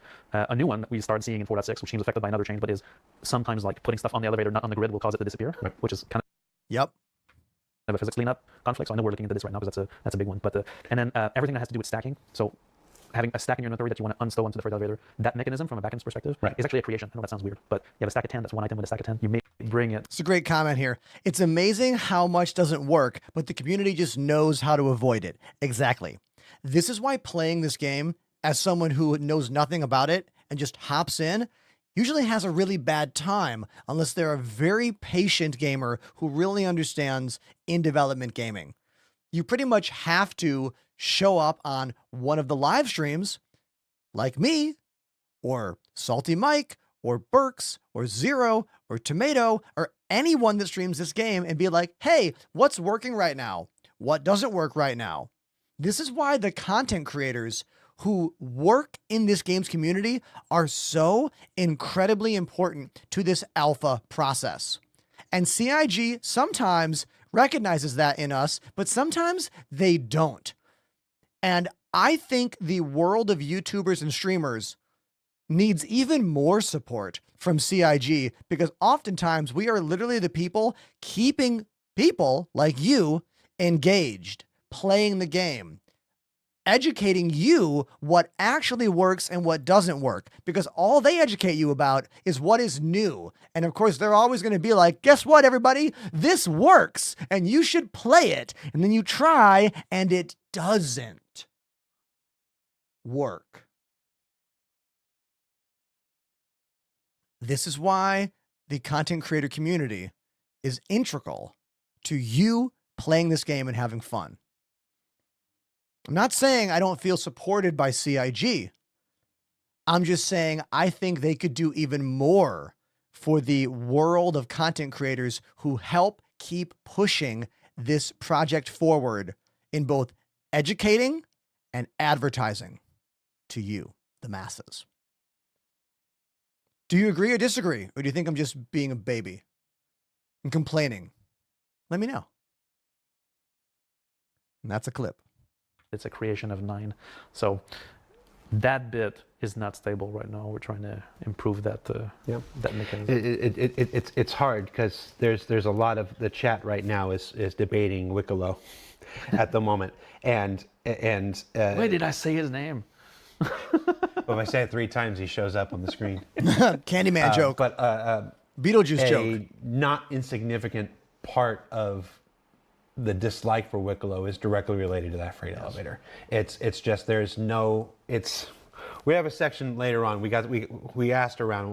We'll get to it, but we'll give you a preview. But we started talking like what is the single greatest quality of life thing that we can do. And I went around and I asked a couple head honchos here around the company because I was curious. I did an interview before like what to you is the single biggest quality of life thing we could do?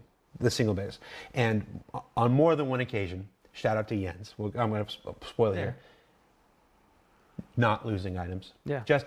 Just not losing items. Just that seemingly simple, benign, innocent little thing. Like if everything else is important, everything else is super important, everything else is super necessary. It absolutely is. But God is my witness. If we can just make it so people don't lose their items, so I agree. Shout out to the heroes of the freight elevator hero squad. I thought it was Strike Squad, but you've rebranded it during this call as Hero Squad, and I like it. Right.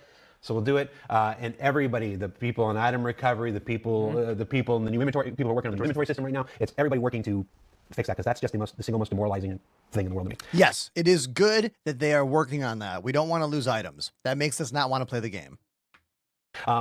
Speaking of item recovery, we launched V0 or V1 or whatever the heck we called it, T0. I'm hearing that there's a T1. Are they going to talk about one of my most talked about disappointments lately, the last year?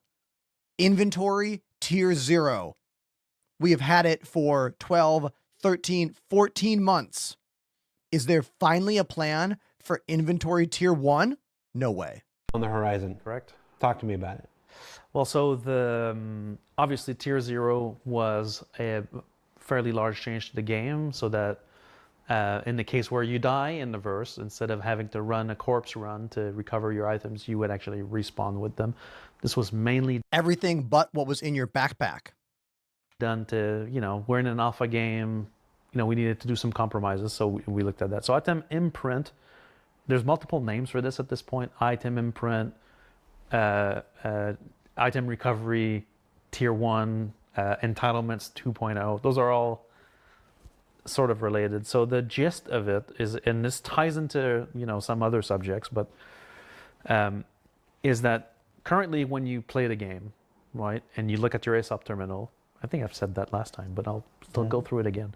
When you look at your ASOP terminal, the list that you see there is the list of entitlements that you own, which ship that you own, you have a right to, right? Then that's cross-linked with the actual ship. Do you have it? This entitlement, let's say it's a Connie, what is it in the game, right? And where is it? And that's how the ASOP terminal shows you the list, right? So that's why you're able to have a row when there's no ship and it says retrieve or deliver, right? That creates the ship. Then deliver brings you the ship on the platform. Those entitlements currently, they don't live across patches. We recreate them. The first time you log in, there's a big process that reconciles your account, grabs your web purchases, grabs your LTP records and recreates those entitlements. I'm pretty sure what he's talking about right now is the main reason they added that deliver system, because we used to have access to all of our ships immediately upon playing a brand new patch. And I remember them saying that it was causing a lot of errors and a lot of issues, spawning everyone's assets everywhere all at the same time. And that's when they added the deliver button that then teleports the ship to you, and now you have that ship. I believe that's what they're talking about. Let's keep going. Obviously, long-term persistence has always been it's a difficult problem to solve. It sounds simple, but it is not, I assure you. But in order to facilitate all this and also other item recovery needs, we've decided to basically persist those entitlements across patch. So these things will never get wiped anymore. And so losing a ship is not going to be a thing. That's not going to be technically possible. Even if we bought the ship with in-game credits? We never really delete entitlements. And so you have insurance on those records, so you can claim insurance. The only way to lose a ship will be if you no longer have insurance on it. You still have the deed for it, but you can't claim it. I want them to explain about in-game purchase versus credit card website purchase. What's the answer? So item recovery is a rework of the entitlement system. It touches on how you claim insurance on ships. It allows snapshotting of ships, but also FPS items, so that these live with an insurance loadout that we can keep and recover. And then will give us the ability to recover or claim your even FPS items. So think of it as an insurance system for FPS items. Right? So this whole mechanic ties into LTP as well. We're also hoping through the system to solve some of the issues that exist with, taking components off of a ship, then claiming the ship, losing the components, and or in some cases being able to duplicate some default components. This whole loop is insurance has always been a problem design-wise for how this functions. So item imprint v1 allows you to imprint items, save that state, and then recover it on death or when you claim insurance. All right, so I have a couple questions here based on what I heard. You keep mentioning insurance. Are you saying that insurance will be in alongside V1 or just exactly? Correct. I say insurance because that's the same kind of loop in terms of what the services are doing to do this, but basically it's a snapshot we recover from. Gotcha. Exactly. So when item recovery V1 comes out, it'll still be much like it is today as far as insurance. Everybody will just have everybody has LTI on everything at the moment right now until that very specific gameplay system is implemented. So this is not that. No. You're using lowercase I insurance. Lowercase I, yes. Sorry, I just needed to. Yeah, thank you, Jared. This is not the official insurance system, which, by the way, I don't really think CIG fully understands how they're going to do the actual insurance system. If you want the TLDR on it, type !insurance in my chat.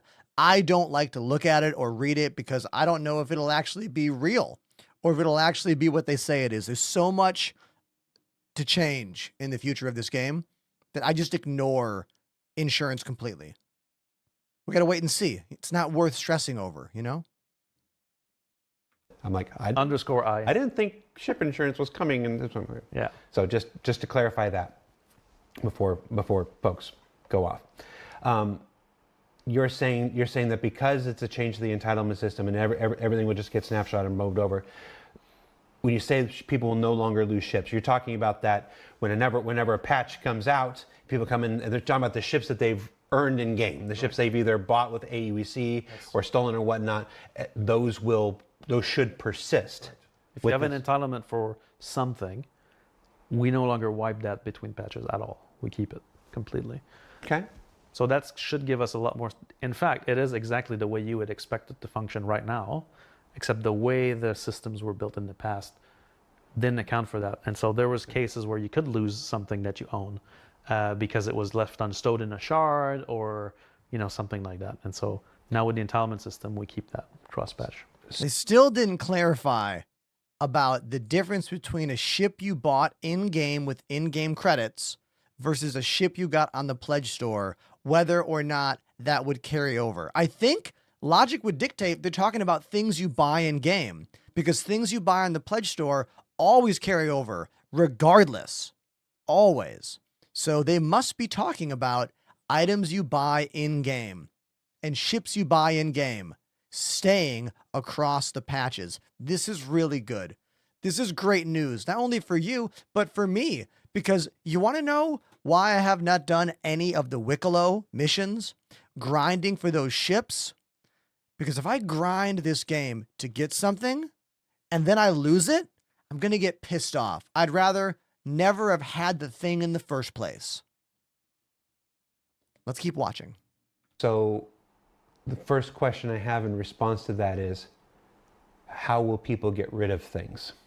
Because quite frankly, I might go joyriding one day, or I might buy a thing for AUEC and fly it, and then decide I don't want it, I don't like it, and now it's just sitting there staring at me in the ASOP. If these things don't go away between patches now, every time I want to try a ship, or I just move away for a ship, or John Crew nerfs the hell out of the ship and I don't want to fly it anymore. God damn, John. Wait. Are we supposed to imagine right now that in Jared Huckabee's actual Star Citizen account, ASOP terminal, he doesn't have access to every single ship? There's no way. He's got to have every single ship as an employee. Scroll. Every ship's got to be there. So who out there is complaining about having too many ships in their ASOP terminal? There's a search function now. Before the search function, that was a problem. Legit, a couple years ago, there was a glitch. Let's call it Durango. Wink, wink, nudge, nudge. I maybe made many hundreds of millions of credits, and I maybe bought every single ship and every single vehicle in the game. Scrolling the ASOP terminal for that month was tedious, to say the least. With over 200 entities and ships in the list. But now, with the search function, it's not an issue. You know? That's like saying, you know what? I don't want my Spotify account to have access to every song in the world. I want only a couple. You can search for what you want. I don't see the issue here, but let's keep watching. True. I might want to get rid of it. Will there be is there going to be a mechanism for getting rid of these things? Well, not with item imprint, right? As part of this, no. But there are, I don't want to go too much into details into this, but okay. I can give an example of, like, you have a ship filled with cargo that you stow into your location inventory in New Babbage, and you claim that ship, right? In the current way the system works, that cargo's lost, right? That ship will get deleted and you're done, right? Mm-hmm. You get a new one, but it's the same entitlement, right? With the new system, we have the ability to also show you ships that you own that had an entitlement on it. And so what that means is you could claim that ship, you'll get a new... We pause for this 6-month resubscription announcement. Flat Rat TV has subbed for 6 months. PLS Play later break stuff laughing face. Thank you very much, Flat Rat, for the 6-month resubscription. Limp Bizkit? We can probably do that later. I got to keep watching this. I'm on a time clock today, but yes. Let's keep going. Let's say it's a Caterpillar filled with cargo, and you're like, I need to claim it for some reason. You can claim the ship.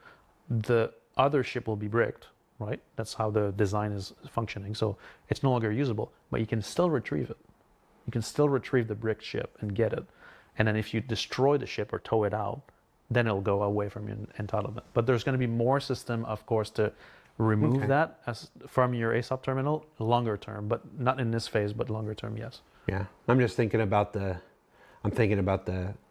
long-term players, the people who have been here for a while, who have acquired a rather massive fleet already. Mm-hmm. And I'm a victim of this. You know, and you start buying ships, and I'm guilty of it. There's just sometimes I don't want this anymore. I don't want to look at I don't know, a Rock DS anymore. Jared calling out one of the most disastrous vehicles. Just want it out of my ASOP. I bought it mistakenly from Astro Armada.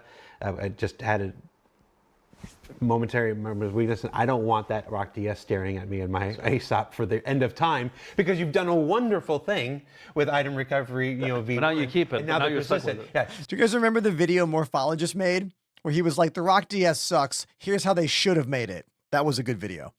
Some things Are you saying aren't you meant don't to want be- your ships anymore? I'm just saying some things aren't meant to be persistent. So I just want to take this. Hey, speaking of other streamers like Morphologists, I did a collaboration yesterday with the one and only Salty Mike.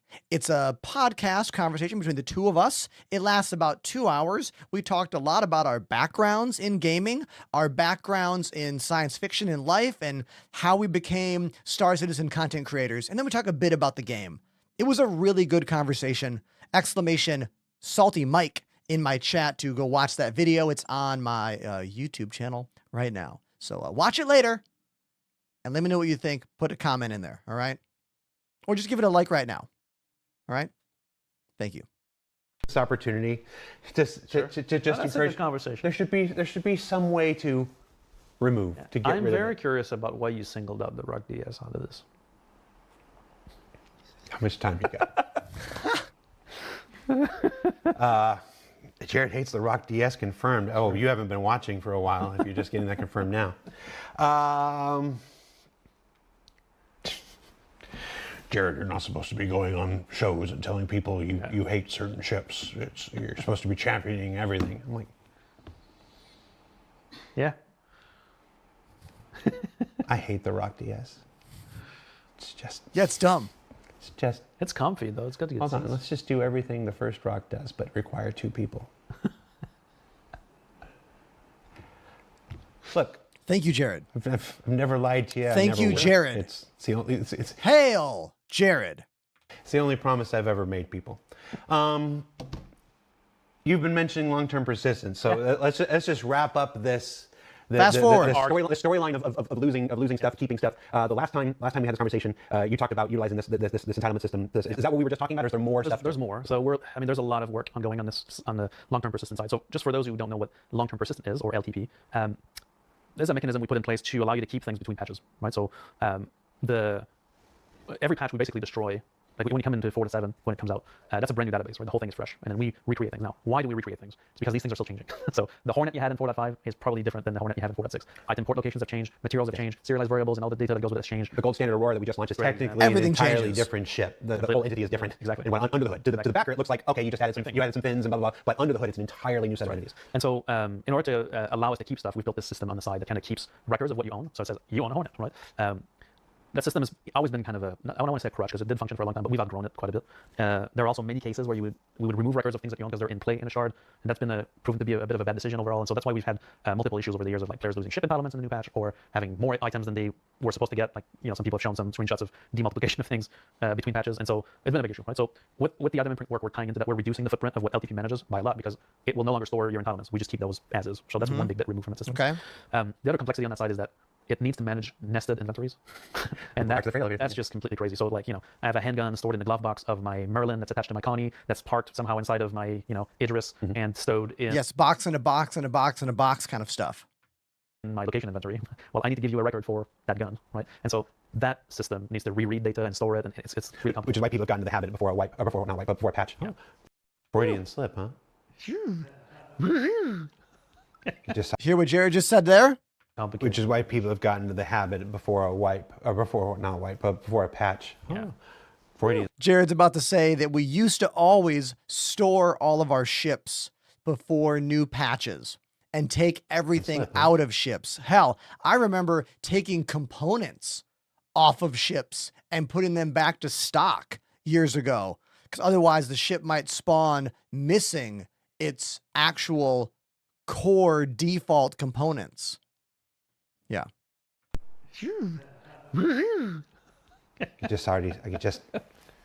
I know you people. But before a patch, people stow things in certain inventories to have their best chance of Yeah, to kind of set it up, right? So on long-term persistence, ultimately, we don't want this system, right? Ultimately, we want to get to a point where we don't need it. So step one is to reduce its footprint. So that's part of IT blueprint is that. So that's a big deal. But the next steps start from the very low level and will require some large company change. We need to be able to migrate your old Hornet into the new one, right? Or at least be able to know it changed enough I need to give you a new one, right? Or being able to just migrate the shape of the hierarchy, the import locations, and the serialized variable formats on these things. Now, the thing you got to think about the way the ships are built, right? The entities have components on them which enable them to do something. I'll give an example just for the layman. You have a health component on an entity that says, hey, I got 100 hit points. When that reaches 0, then we destroy the entity, or something else happened, it destroys itself, right?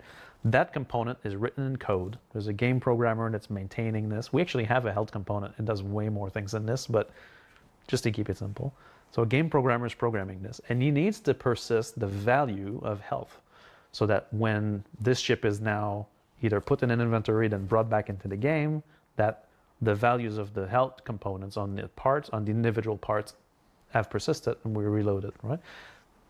This is true for everything in the game, right? We have serialized variables and components across the game. There's, I think your character at the moment has like 800 serialized variables on it or something like that, right? So those are all different components. Are you crouched? Are you standing? Are you, health of all the limbs, stuff like that, right? So the programmers between patches, they just change that. I remove this one, and I put a new one in, and then because some of those variables, it doesn't matter if it changes. Yeah. Some of them matter, right? If you change that, like it's a different shape, it was a different CGA model, whatever, right? So that's the big problem about how we need to forward migrate is we need to do this at the very low level. So currently, our network team and our online teams are working at this mechanism to be able to differentiate the important from the important SVs, the serialized variables, on components. So that's all across all components in the game. There's over 1,500, 2,000 components, individual code components in the game.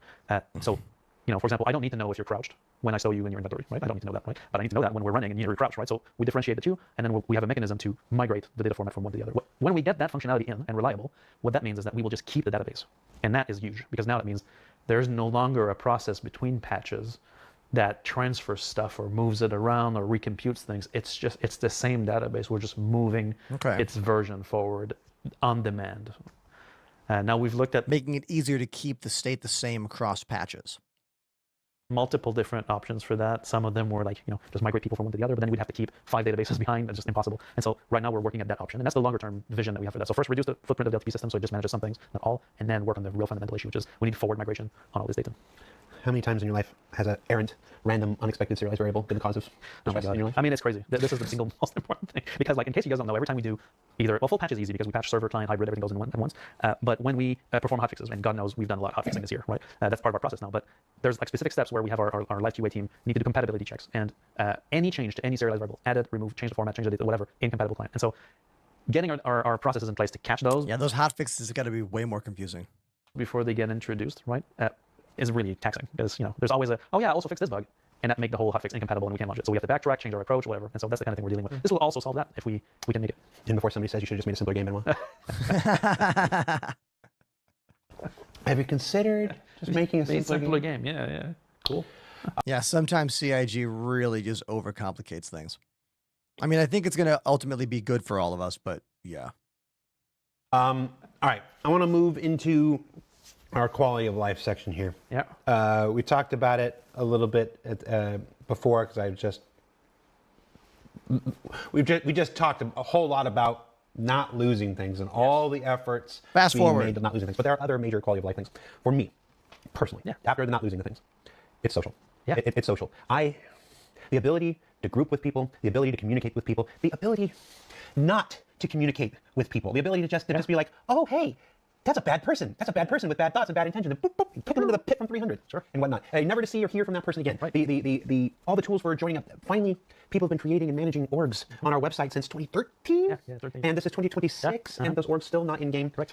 Yes. The orgs? We were talking about this yesterday. I do not want to play the website. I want to play the game. We're reenacting a little play because Benoit and I had this conversation almost verbatim for a little time. I'm just doing the conversation we had in private for you guys right now. So my question, Benoit.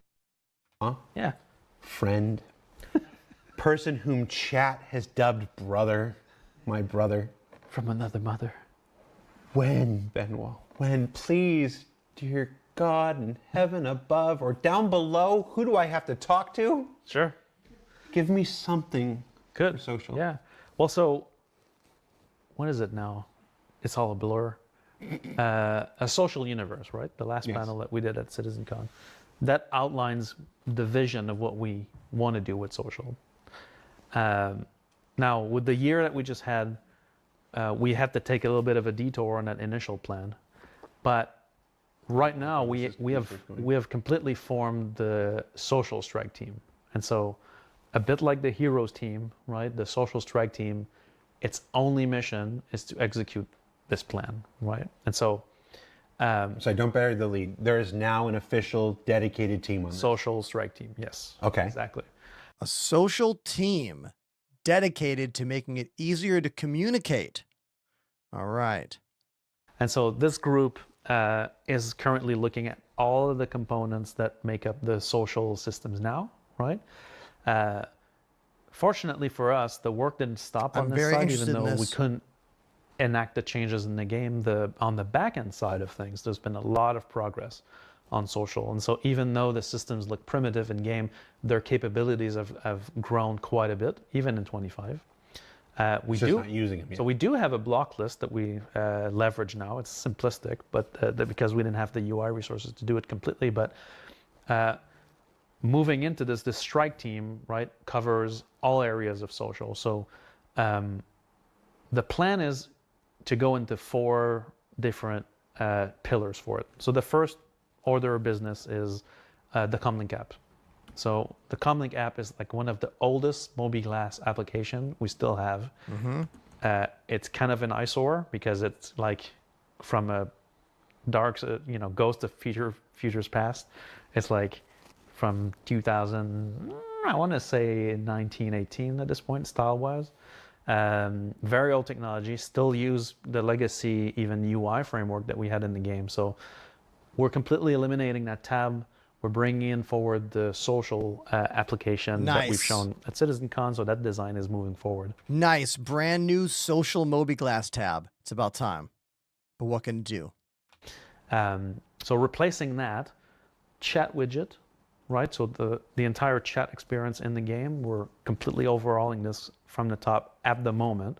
Good. So we're right in the process of changing that. And hook. You know what I want? They're probably not going to do this, but I would love a way to see in-game chat on a different monitor. I don't know if anyone else would want that, but I would love to be able to hide in-game chat on my actual game capture and put it on one of my other monitors. That would be fantastic for streamers because I don't want to see what everyone has to say on my game capture. I don't want to see some people arguing or fighting about some stupid thing I don't care about, or name calling, or whatever else is happening with the children in the chat. I'd love to just move that to another monitor so I can stay connected to what's happening, but you don't have to see it. I'd like that. I don't think they're going to make that though.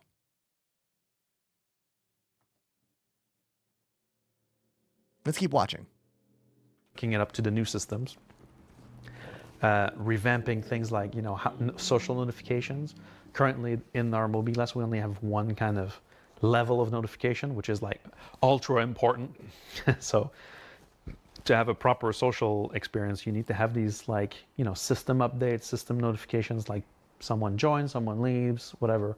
Looking at things like combat log and all the stuff that we've looked at in the social universe panel. So we're actively building this now, and that's going to be the first. We don't know. I'm not going to say which patch is going to land in. So our schedule is twofold. There's a content patch schedule and there's a feature schedule. The features need to have leeway because it depends on where they're going to land. But that's going to be the first update to social. Will be Comlink app, right? So rich party information, friend phone tracking, chat app. So we're working on this right now, actively. For a 2026 release? Yes. Okay. Yes. I mean, it's like you mentioned, it's kind of urgent at this point that we do something there. This will automatically roll into the next. No, keep your dad here. Come on. On the next milestone for the social strike team is going to be looking at the party finder mechanic, right? Which basically allows you to tell me more. Advertise your party and then get people to join in. Like, let's say you're looking for a gunner and some FPS guys for your mission, then you can advertise that. If you're looking for friends to go do a specific event, you can do that as well. And so Party Finder, we're hoping, is going to be a way for you to find friends on a given shard really rapidly. Also tied. Okay, this is great. Being able to find people to play the game with without going to a bunch of Discord servers, without just posting in global chat, which a lot of people just have closed. This is really cool for a lot of you solo players and newer players to the game who are trying to make connections with people. That'd be really wonderful if there was an easy way to click into the game, make a post like, looking for gunners, I have a big ship. And then people who don't have that ship are like, yeah, I want to be on that ship. And then before you know it, you're all playing the game together, and you might as well, you know what, who knows? You might become real friends. Doesn't that sound nice? Isn't that what video gaming's all about? Yeah. Make that system, please. That in with your friendship and your contacts.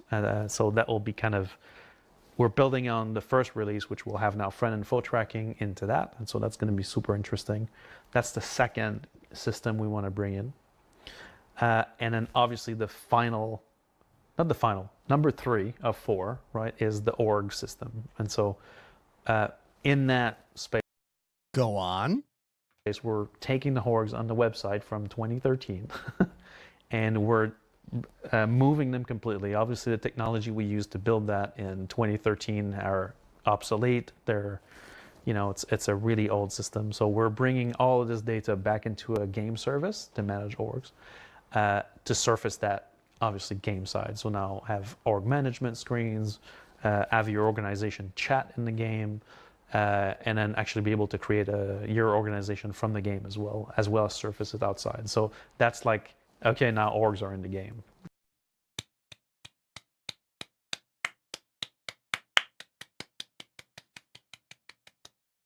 Yes.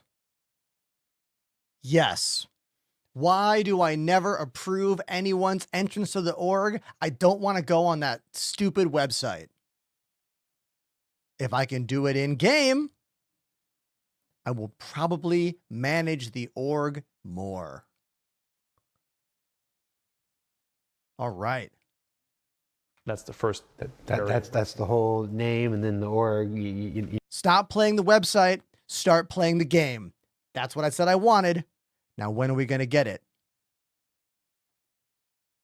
Yeah, exactly. Like, and this will probably, I mean, we're still having internal discussions about how that surfaces. In our game, nothing is, always set in stones, but, probably going to tie into FPS scanning radar, addition. FPS scanning radar when? To when you fly your ship to identify others with scanning. And so the orgs will be part of that. That's it. Visibility in game, chat in game for your orgs, actually having your organization communications. Yeah, that's a whole nother series of conversations. Weighing immersion versus running around and seeing it burns when I PvP. Yeah. Above people's heads. It's like, sure. So let me solo her. Just Those are real org names.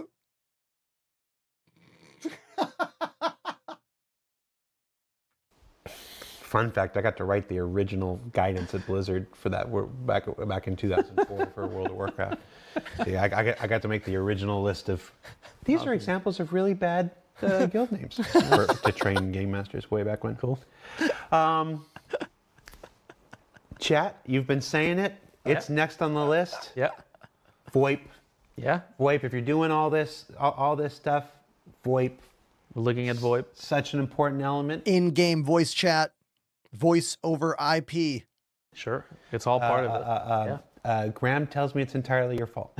Graham is, I don't want to say it. Graham did not say that. He heavily implied it, though.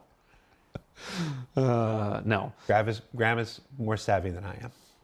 He knew not to say it outright. Yeah, that's right. We love him, but he's wrong. No, but okay. So VoIP, we're doing improvements there on the backend side of things. So VoIP is mainly, right now heavily affected by the shard size. So the original design for this was really made for the 100 servers. And so we haven't had a chance to go back there at all. As part of this work, this team is also going to look at the infrastructure for voice transmission. For a bit of background, for anyone who's not been playing this game for years, using in-game voice to talk to people has been an absolute coin flip every single time. Sometimes it works, sometimes it doesn't work. And there has been no rhyme or reason as to when it worked or when it did not work. And we're going to try to make it scale to the proper thing. So one element that we're talking about on chat and comms is that we're probably going to be moving away from the server chat. So what the original global 600 player chat, and move into regional chats like a true MMO, so that it's tied to the region that you are. Maybe multiple channels for that, and so VoIP will also be affected by that because it also powers proximity chat. And so proximity voice, sorry. So we're looking at voice transmission from the top to bottom. We're changing the whole backend for this to make it scale there. Like, there's so much content and like things in game that I would do if the voice always worked. Like, every time we find a random ship and I'm playing, if I knew the voice was working in the game, I would hit the hail ship button and talk to them. When I see randoms at stations, I would use the comms system to open chat and talk to them. Now, granted, this is going to add a whole new area of management, and we're going to need better tools to quickly right-click mute people. Also, CIG needs to give us a button, a physical button that we can set to mute in-game chat.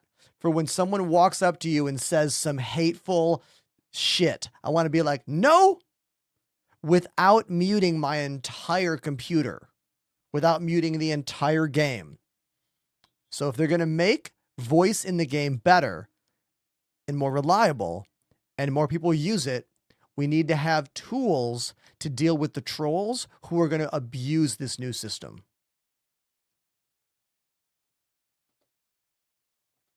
Right?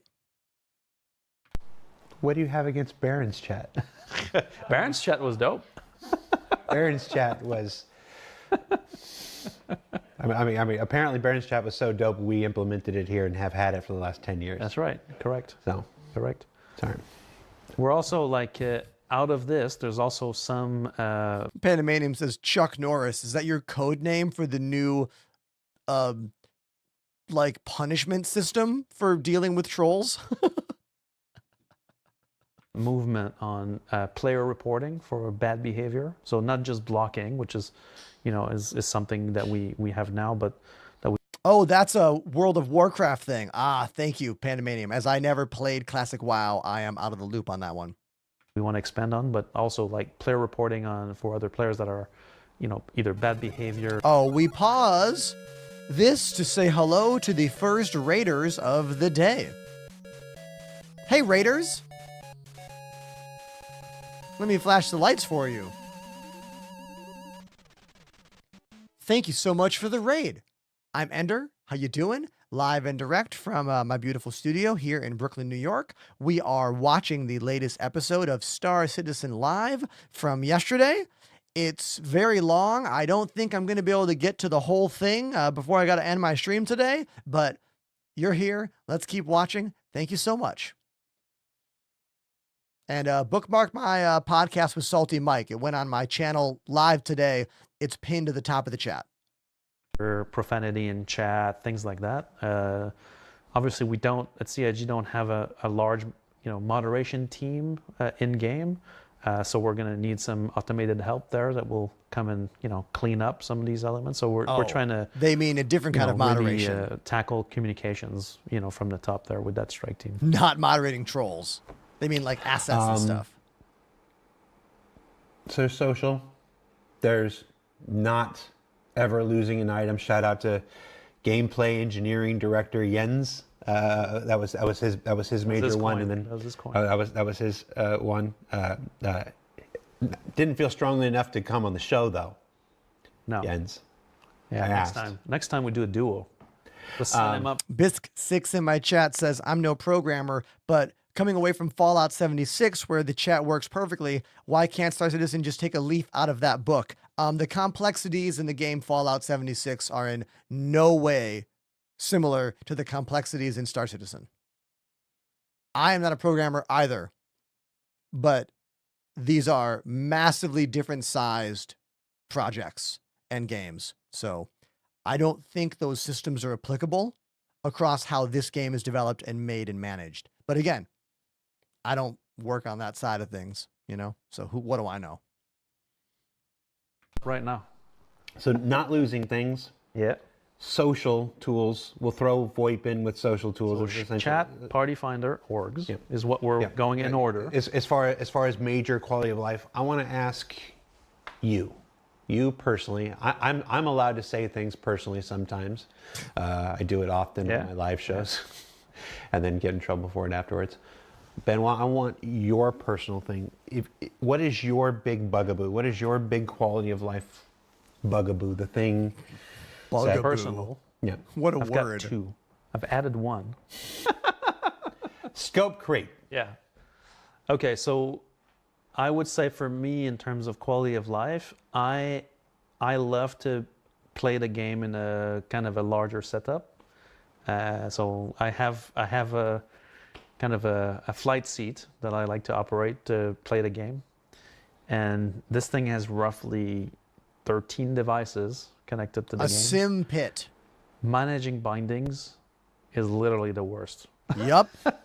And so Yep, we know. that's my pet peeve. If there was one thing that I could do for my own game experience, like other than like the in-game elements, it would be completely control bindings. Yes. You know, currently we rely on device order for some things, and so like literally you need to have like a kind of almost a common order for the devices on the. How many times have you booted the game when your right-hand joystick is now your left-hand joystick? Add in more devices, the complexity grows and grows and grows. Whenever I make a video about how to fix this, people are always like, oh, I'm glad this exists. Thank you. But it's so confusing. Yeah. Benoit's saying they want a system that makes that simple and easy to use. What if, when you booted up the game, there was like a flight checklist where it was like, move the right-hand stick, and you were like, move. Move the left-hand stick, move. And it just right away went to all those things. That would be wonderful. Let's see what else he says here. On your machine, sharing these profiles is very difficult. Being able to bind onto multiple devices, to really benefit from that. Being able to bind on multiple, like the same action on multiple devices, for me is super key, right? So that would be my absolute personal thing, quality of life to solve, would be device handling in general. I love that Benoit wants to make the binding of joysticks and the management better. Because anyone out there who's ever used joysticks for this game, you know how awful that menu is. No search function. So many button choices. Many of them you do not want. Many of them don't even work anymore. And then once you spend all that time, you might boot the game up and your right hand is now your foot pedal. And your left hand's now your right hand. Then you got to go through that whole obnoxious, open the terminal up, type in pp_ resort devices space joystick, that whole nightmare system. Thank you, Benoit, for saying you want to solve that for us. Are they going to say how they solve it? I don't think they're going to, but at least we know that Benoit wants that, because so do I. And I think so do you. And you're announcing you've created a hero strike team for this. No, I wish I could just do that, but it'd be cool, you know? So that's not something coming soon. Well, there is work being done on the control systems, right? But not that I could say it's coming soon to Star Citizen. Yeah, unfortunately. There's a lot of work there. And while you're at, while it'd be nice if it stored them and saved them. Exactly. Having a system for actually configuring that made sense and whatever. That's all great and whatever. But if I got to redo it every patch, Yeah, I know. so Saving them, cloud save across machines would be great. What if there was a system in game that let you quickly bind the majority of buttons in a guided way. That was like, hey, what do you want for pitch? Push it. What do you want for yaw? Push that. What do you want for lock target in front of you? Push that. Kind of a short list of the most important buttons you need to fly and use your ship in like general gameplay. A guided binding experience. I know I'm full on dreaming now. This shit's never going to happen, but it is fun to think about, isn't it? Yeah, exactly. Talk dirty to me, Benoit.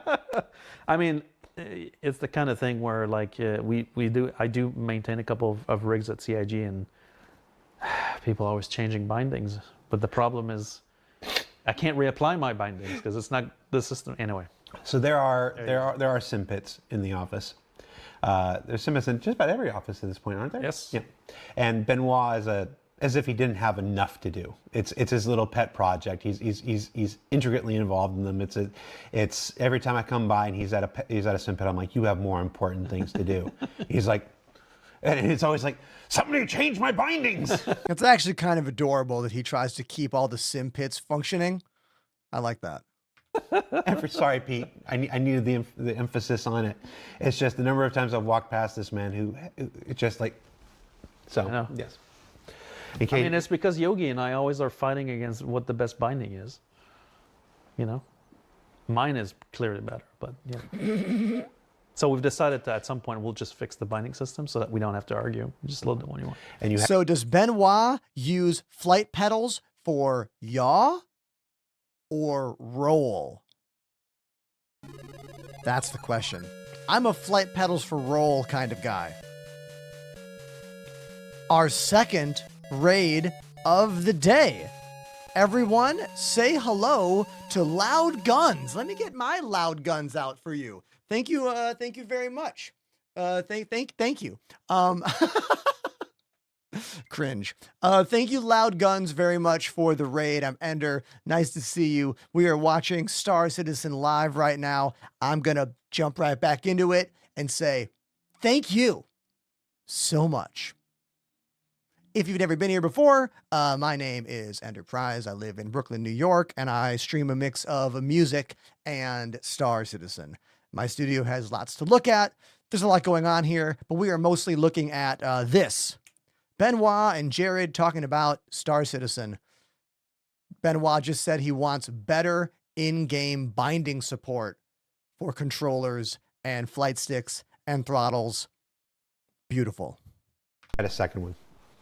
So my second one for inside the game is that I've always found in general, like,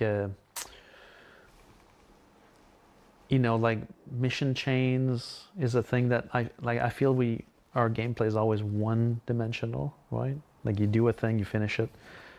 Missions, so I know because I know of things, right? I know we're working on an updated mission system. You're talking about the limitations of the existing missions. You're not talking about the quality of the work of the people that are working on these things. Yeah. You're talking about the tools that they have to work with. The system around it doesn't allow us to do these massive quest chains, right? And I think that for me would be a huge quality of life because you could go onto a long adventure that takes you across multiple things. And so Elliot Maltby was about to be on the corner of the building. I know, with a high-powered calling rifle. me right now.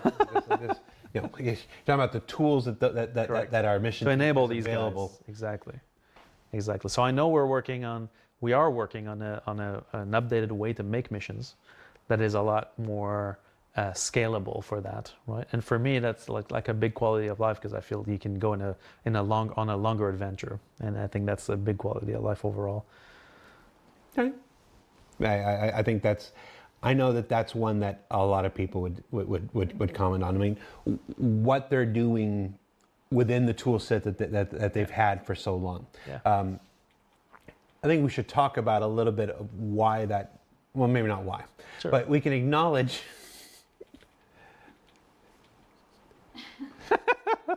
We can acknowledge that the tool set that was originally developed was not robust enough.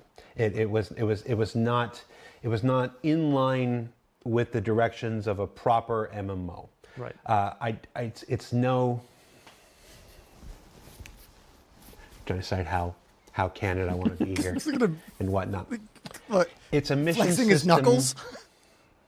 It's a mission system that can't give you a reward for doing something. Like we built the first version of the mission system where you do a thing, you achieve a goal, and we can't hand you a thing. Right. In your, and that it's. I'll just use that simple example as a coloring of the limitations of the existing mission system. For however that was built and why that was built and who that was built and everything, we've made changes internally to fix it. We've made changes internally to adjust it, to replace it. It's currently underway. What they've managed to do with the limitations has been stellar. I was just seeing stats about this, the event that's on right now. The event that's on right now, built with the existing system, built with the limitations, has our highest concurrency in the last 2 years outside of an Invictus or an IAE. So it's like they're doing tremendous work. What? Really? That many people care about this current event in the game? I'm blown away.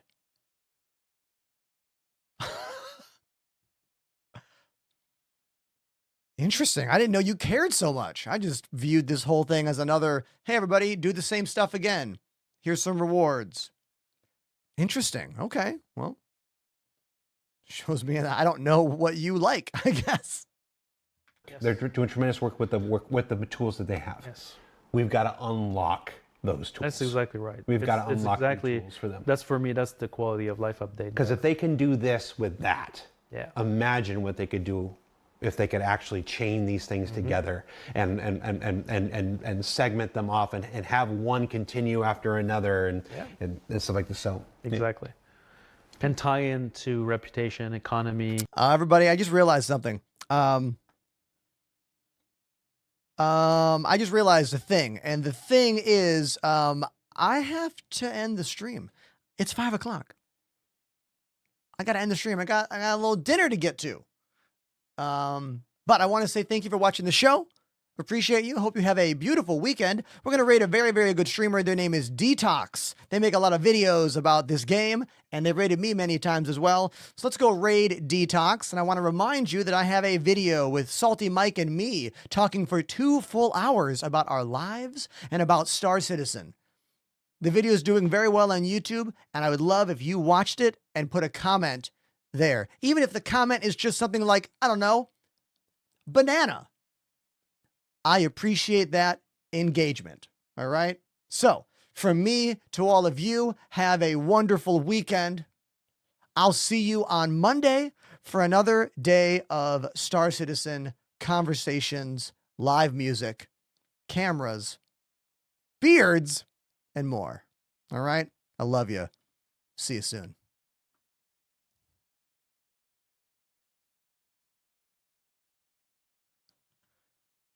Please watch my new video on YouTube.